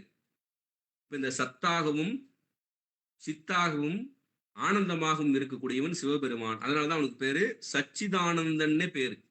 நம்ம இடத்துல இருக்கக்கூடிய இந்த 3 குறைபாடு நீங்கணும்னா சச்சிதானந்தனாக இருக்கக்கூடிய இறைவனை நாட வேண்டும். அப்ப இறைவனுடைய திருவடியை பெற வேண்டும். அப்ப நம்ம முக்தி பெறணும், திருவடி பெறணும் அப்படின்னு சொன்னோம்னா என்ன பொருள்? நம்ம இடத்துல குறைபாடு இருக்குதுங்க. இந்த குறைபாடை நீக்கிக் கொள்வதற்காக தான் நாம் பயணிக்கிறோம். யாராவது கேட்டா சொல்லலாம், இது வந்து தேவையற்ற வேலை, ஆஃப்டர் ஓய்வுக்கு பிறகு ரிட்டையர்மெண்ட், ஆஃப்டர் ரிட்டையர்மெண்ட் இதெல்லாம் பார்த்துக்கலாம், தேவாரம் படிக்கலாம், திருவாசகம் படிக்கலாம்னு சொன்னாங்கன்னா நேரம் இருக்காது, காலம் போதாது. அதான் திருமூலர் சொல்லுவாரு, நிற்கின்ற போதே நிலையுடையான் கடல் கற்கின்ற செய்மின். இந்த உடம்புல கருவிகரணங்கள்லாம் நல்லா இருக்கும் போதே நல்லா இறைவனை தொழுது நீ இறைவனை அடைந்து விடு. அதனாலதான் நமக்கு சைவ சமயத்துல காட்டினாங்க பாருங்க, 3 வயதில் ஞான குழந்தை ஞானப்பால் பருகுது. அவர் 16 ஆண்டு காலம் தான் இருந்தார். சுந்தரர் 18 தான், மாணிக்க வாசகர் 32, அப்பர் 81. இப்படியும் இருந்திருக்கிறாங்க நமக்கு காட்டுறாங்க. இதெல்லாம் காட்டக்கூடிய ஒரு நெறிதான் என்று சொல்லி அந்த ஆசிரியர் பவுல கடைசியா சொன்னாரு, இத்திருமுறையை உலகில், அந்த உலகம்ன்றதுக்காக சொல்ல வந்தோம், புண்ணிய பூமியாக இந்த உலகத்தில் ஓதினர் அடங்கலும் ஓதினர் ஆவர். இது வந்து அகத்தியர் சிவாலய முனிவருக்கு மட்டும்தான் சொன்னாரு அப்படின்னு நினைச்சுக்காதீங்க. இந்த உலகத்தில் உள்ள ஆன்மாக்கள் ஓதினாலும் அவர்களும் அடங்கன் முறையை ஓதியதற்கு சமம். ஆகையால் அவர்களும் சிவபுண்ணியம் ஈட்டுவார்கள். அதன் காரணமாக அவர்களுக்கு வீடு பேறு கிட்டும் என்று நமக்கு இந்த பாடலை சொல்லி நிறைவு செய்கிறார்கள் என்று சொல்லி, இந்த அளவிலே நம் இந்த அகத்திய தேவாரத்திற்கின் வரலாறு என்ற தலைப்பை ஓரளவுக்கு சிந்தித்திருக்கிறோம் என்று சொல்லி வாய்ப்புக்கு நன்றி பாராட்டி விடைபெறுகிறேன். நன்றி, வணக்கம். திருச்சிற்றம்பலம். காவாய் கனகத்திரளே போற்றி, கைலை மலையானே போற்றி போற்றி. திருச்சிற்றம்பலம். திருச்சிற்றம்பலம். இதுகாரும் நமக்கு கருத்து செறிவு பொதிந்த ஒரு சொற்பொழிவினை ஆற்றிய ஐயா அவர்களுக்கு அடியேனுடைய பணிவான வணக்கத்தினையும் நன்றியினையும் தெரிவித்துக் கொள்கின்றேன். ஐயா அவர்கள் சொற்பொழிவினூடே பல சித்தாந்த கருத்துக்களை நமக்கு எளிதில் புரியும் வண்ணம் சொல்லிவிட்டு சென்றார்கள். அது அவருடைய திறமையையும் அனுபவத்தையும் நமக்கு காட்டுகின்றது. அதுல ஐயா வந்து நிறைவில் ஒரு செய்தி சொன்னார் இல்லையா? அதாவது இந்த உயிர்கள் வந்து தூங்கும் பொழுது வந்து எதுவுமே புரியாம இருக்கும் அப்படின்னு சொன்னார் இல்லையா? அதை வந்து நம்முடைய திருவள்ளுவர் வந்து நிலையாமை என்ற அதிகாரத்திலே உறங்குவது போலும் சாக்காடு, உறங்கி விழிப்பது போலும் பிறப்பு என்று சொல்லி இருக்கின்றார். அத்தகைய அந்த அந்த நிலையை தான் நம்முடைய உயிர்கள் கேவல நிலையில இருக்கும் பொழுது அந்த நிலையில தான் இந்த உயிர்கள் இருக்கும். ஒன்றுமே தெரியாமல் இருக்கும். ஒரு ஆழ் கிணற்றில் விழுந்து கிடந்தால் எப்படி இருக்குமோ அந்த இருளிலே மூழ்கி கிடப்பதற்கு ஒப்பு அந்த கேவல நிலையில் இருப்பது. அப்படி இருக்கின்ற இந்த உயிர்களுக்கு இறைவன் தனுகரண புவன போகங்கள் வழங்குகின்றான். அவனை என்னும் அந்த வாய்ப்பையும் நமக்கு வழங்குகின்றான் இல்லையா? அவன் அருளாலே அவன் தாழ் வணங்கி என்று மாணிக்கவாசக பெருமான் சொல்லியிருக்கின்றார். அப்படி இறைவன் நமக்கு வழங்கிய இந்த 1½ மணி நேரம், இந்த நேரத்தை மிக சிறப்பாக பயன்படுத்தி கொண்ட உங்கள் அனைவருக்கும் அடியேனுடைய நன்றியினை தெரிவித்துக் கொள்கின்றேன். நமக்கு அறிவு தெளிவினை வழங்கிய ஐயா அவர்களுக்கு மீண்டும் ஒரு முறை நன்றியினை தெரிவித்துக் கொள்கின்றேன். இப்பொழுது கேள்வி பதில் அங்கம். யாராவது கேள்விகள் கேட்க விரும்பினால் தாராளமாக ஐயாவை கேட்கலாம். வணக்கம் ஐயா. வணக்கம் ஐயா. ஐயா 1½ மணி நேரம் ஐயாவோட பேச்சுல எங்களை எல்லாத்தையும் கட்டி போட்டுட்டீங்க ஐயா.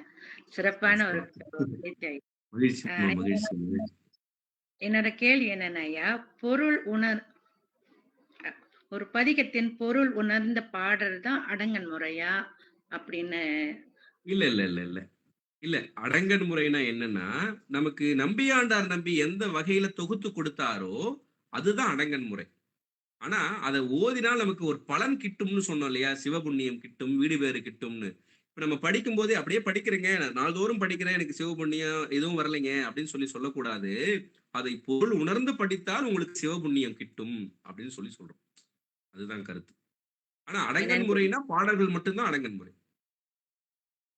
ஐயா. நன்றி அம்மா. வேறு யாராவது கேள்விகள் கேட்க ஐயா விரும்புகின்றீர்களா? சிவாய நமக ஐயா. சிவாய சிவாய நமக. நமக. சிவாய நமக. ஐயா மிகவும் சிறப்பாக அந்த அகத்திய தேவாரத்திட்ட வந்து நீங்க இந்த நிலைமண்டில் ஆசிரியப்பால வந்து ஒவ்வொரு பாடலையும் அப்படியே பிரித்து 3 நான் 3 நான் 5 வந்து வரிசையா வருது எனக்கு இப்ப அத புரிந்து கொள்ற தன்மை எனக்கு இருக்கு. அந்த பாடல் புஸ்தகத்த வச்சு நாங்க பாடிக்கிட்டு தான் இருக்கிறோம். ஆனா நீங்க இந்த சரி. விரிவா நீங்க சொன்னீங்களே, ஒவ்வொரு பாடலும் அந்த இதுலயே ஒவ்வொரு சொல் தான் முதல் அடியா எடுத்து கொடுத்துரு. சிறப்பாக இருந்துச்சுங்க ஐயா. மகிழ்ச்சிமா, மகிழ்ச்சி. வேறு யாராவது கேள்விகள் கேட்க விரும்புகின்றீர்களா? அம்மா கேளுங்கம்மா. சரஸ்வதி அம்மா. சரஸ்நதி அம்மா. கேளுங்க. அம்மா சரஸ்நதி கேளுங்கம்மா. ஆறுமுகம். கையை ஆ. உயர்த்தி கேட்குங்க.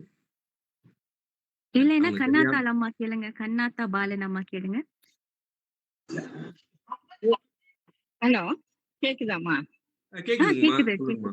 கேக்குது. ஐயா, உங்களுடைய உரை ரொம்ப தெளிவா இருந்தது. இதுல வந்து 25 பாடல்களும் அன்னைக்கு டெய்லி தினசரி எங்களால படிக்க முடியலன்னா, கிழமை வாரியாக ஏதாவது முக்கியமா எடுத்து நாங்க படிக்க முடியுமா? ஏன்னா நாங்க பெண்களுக்கு வந்து வேலைப்பளு அதிகமா இருக்கு. 25 பதிகங்களும் படிக்க முடியாட்டினாலும், ஆமா. அந்த திங்கட்கிழமை, செவ்வாய்க்கிழமை அந்த மாதிரி கிழமைகள்ல ஏதாவது முக்கியமானதை எடுத்து படிக்கிறதுக்கு ஏதாவது எங்களுக்கு விளக்கம் சொல்ல முடியுமா ஐயா? அதாவதுங்கம்மா, நீங்க வாரம் ஒரு முறை படிக்கணும்னு நினைக்கிறீங்களா? இல்ல மாதம் ஒரு முறை படிக்கணும்னு நினைக்கிறீங்களா? இல்ல, தினசரி படிக்கணும். ஆனா தினசரி 25 பதிகமும் எங்களால படிக்க முடியாது இல்ல ஐயா. ஆமாமா. ஆமா, ஆமா. ம். உண்மைதான். இப்ப அதனாலதான் இருக்கக்கூடிய வாழ்க்கை முறையில படிக்க முடியல. அது திங்கட்கிழமை, செவ்வாய்க்கிழமை அந்த மாதிரி உங்களுக்கு எதுலயாவது உங்களுக்கு இன்னொரு ஷார்ட்கட் ஒண்ணு இருக்குது. ஏன்னா 1,02,000 இருந்து 797 வந்துச்சு. அங்கேருந்து 25 வந்துச்சா? இன்னொரு நமக்கு உமாபதி சிவம் நீங்க கேள்விப்பட்டிருக்கீங்களாம்மா? தெரியும் தெரியும் ஐயா, படிச்சிருக்கோம் ஐயா. அவர் ஒரு திரட்டு செஞ்சிருக்காரு. அந்த திரட்டுக்கு பேரு தேவார அருள்முறை திரட்டுன்னு ஒரு திரட்டு. அதுல பாத்தீங்கன்னா மொத்தம் 99 பாட்டு தான் இருக்கும். ஓ. அது நம்ம வேற ஒரு தருணத்துல சிந்திப்போம். அது என்னன்னா, அதுவும் இதே போல மூவர் தேவாரத்துல இருந்து திரட்டி தான் வச்சிருப்பாரு. Okay okay. அது 99 பாட்டுன்னா கிட்டத்தட்ட ஈக்குவலன்ட் டு 10 பதிகம். 1 மணி நேரம் ஆகும். அப்படி இருந்தா ஈஸியா படிச்சிடலாம் ஐயா. ஆமா. நல்லா இருக்குதும்மா.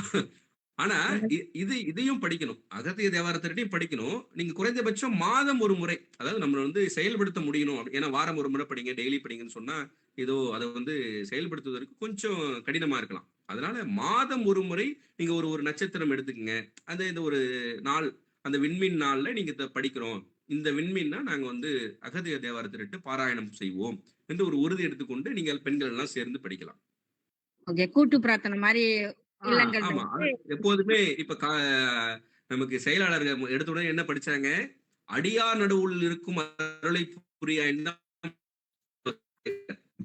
அந்த பாடல்ல சொல்லும்போது என்ன சொன்னாங்கன்னா, அந்த பாட்டு தான் சொன்னாங்க. மாணிக்க வாசகர் எதுவுமே வேணாம்னு சொல்லிட்டார். வேண்டத்தக்கது அறிவோயினின்னு சொல்லிட்டு, ஆனா அடியார் நடுவுள் இருக்கும் அருளை புரியாய்ன்னு சொன்னார் இல்லையா? அதனால அந்த கூட்டு வழிபாடு, அடியாரோடு இருக்கக்கூடிய அந்த வழிபாடு என்பது சிறப்புடையது. அதனால நீங்க எல்லாரும் சேர்ந்து படிச்சா, இன்னும் அங்க இறைவன் வந்து அங்க வீற்றிருந்து உங்களுடைய அந்த சிவபுண்ணியம் கூடும். ரொம்ப ரொம்ப நன்றி ஐயா. கண்டிப்பா நீங்க சொன்ன மாதிரி செய்ய முயற்சிக்கிறோம். ரொம்ப நன்றி. நல்லதுங்கம்மா. மகிழ்ச்சி.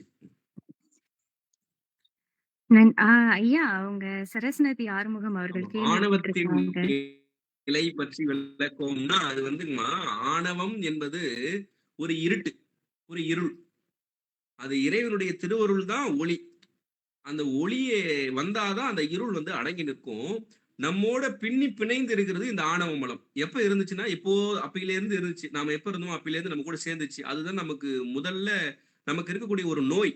இந்த உடம்புல நிறைய நோய் வரும்.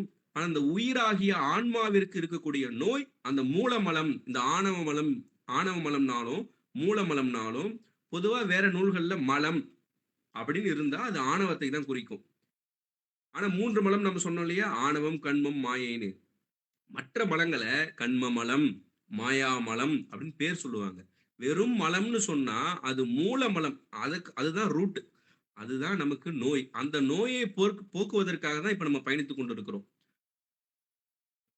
ஆணவ மலத்தினுடைய நிலைகளை பத்தி சொல்லணும்னா நீங்க சைவ சித்தாந்தம் படிக்கணும்.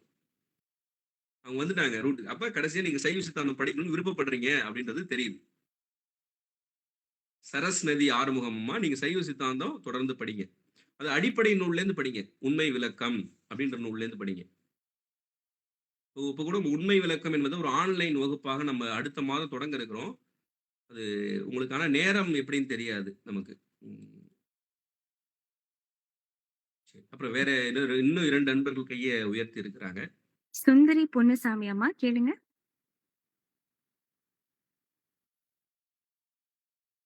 வணக்கம் ஐயா. இந்த வணக்கம் வணக்கம். கண்மம் வந்து நல்வினை தீவினையா? ஆமாங்கம்மா. அதுதான். இந்த விருப்பு வெறுப்பு நல்வினை தீவினை வினைனாலே கண்மம் தாம்மா.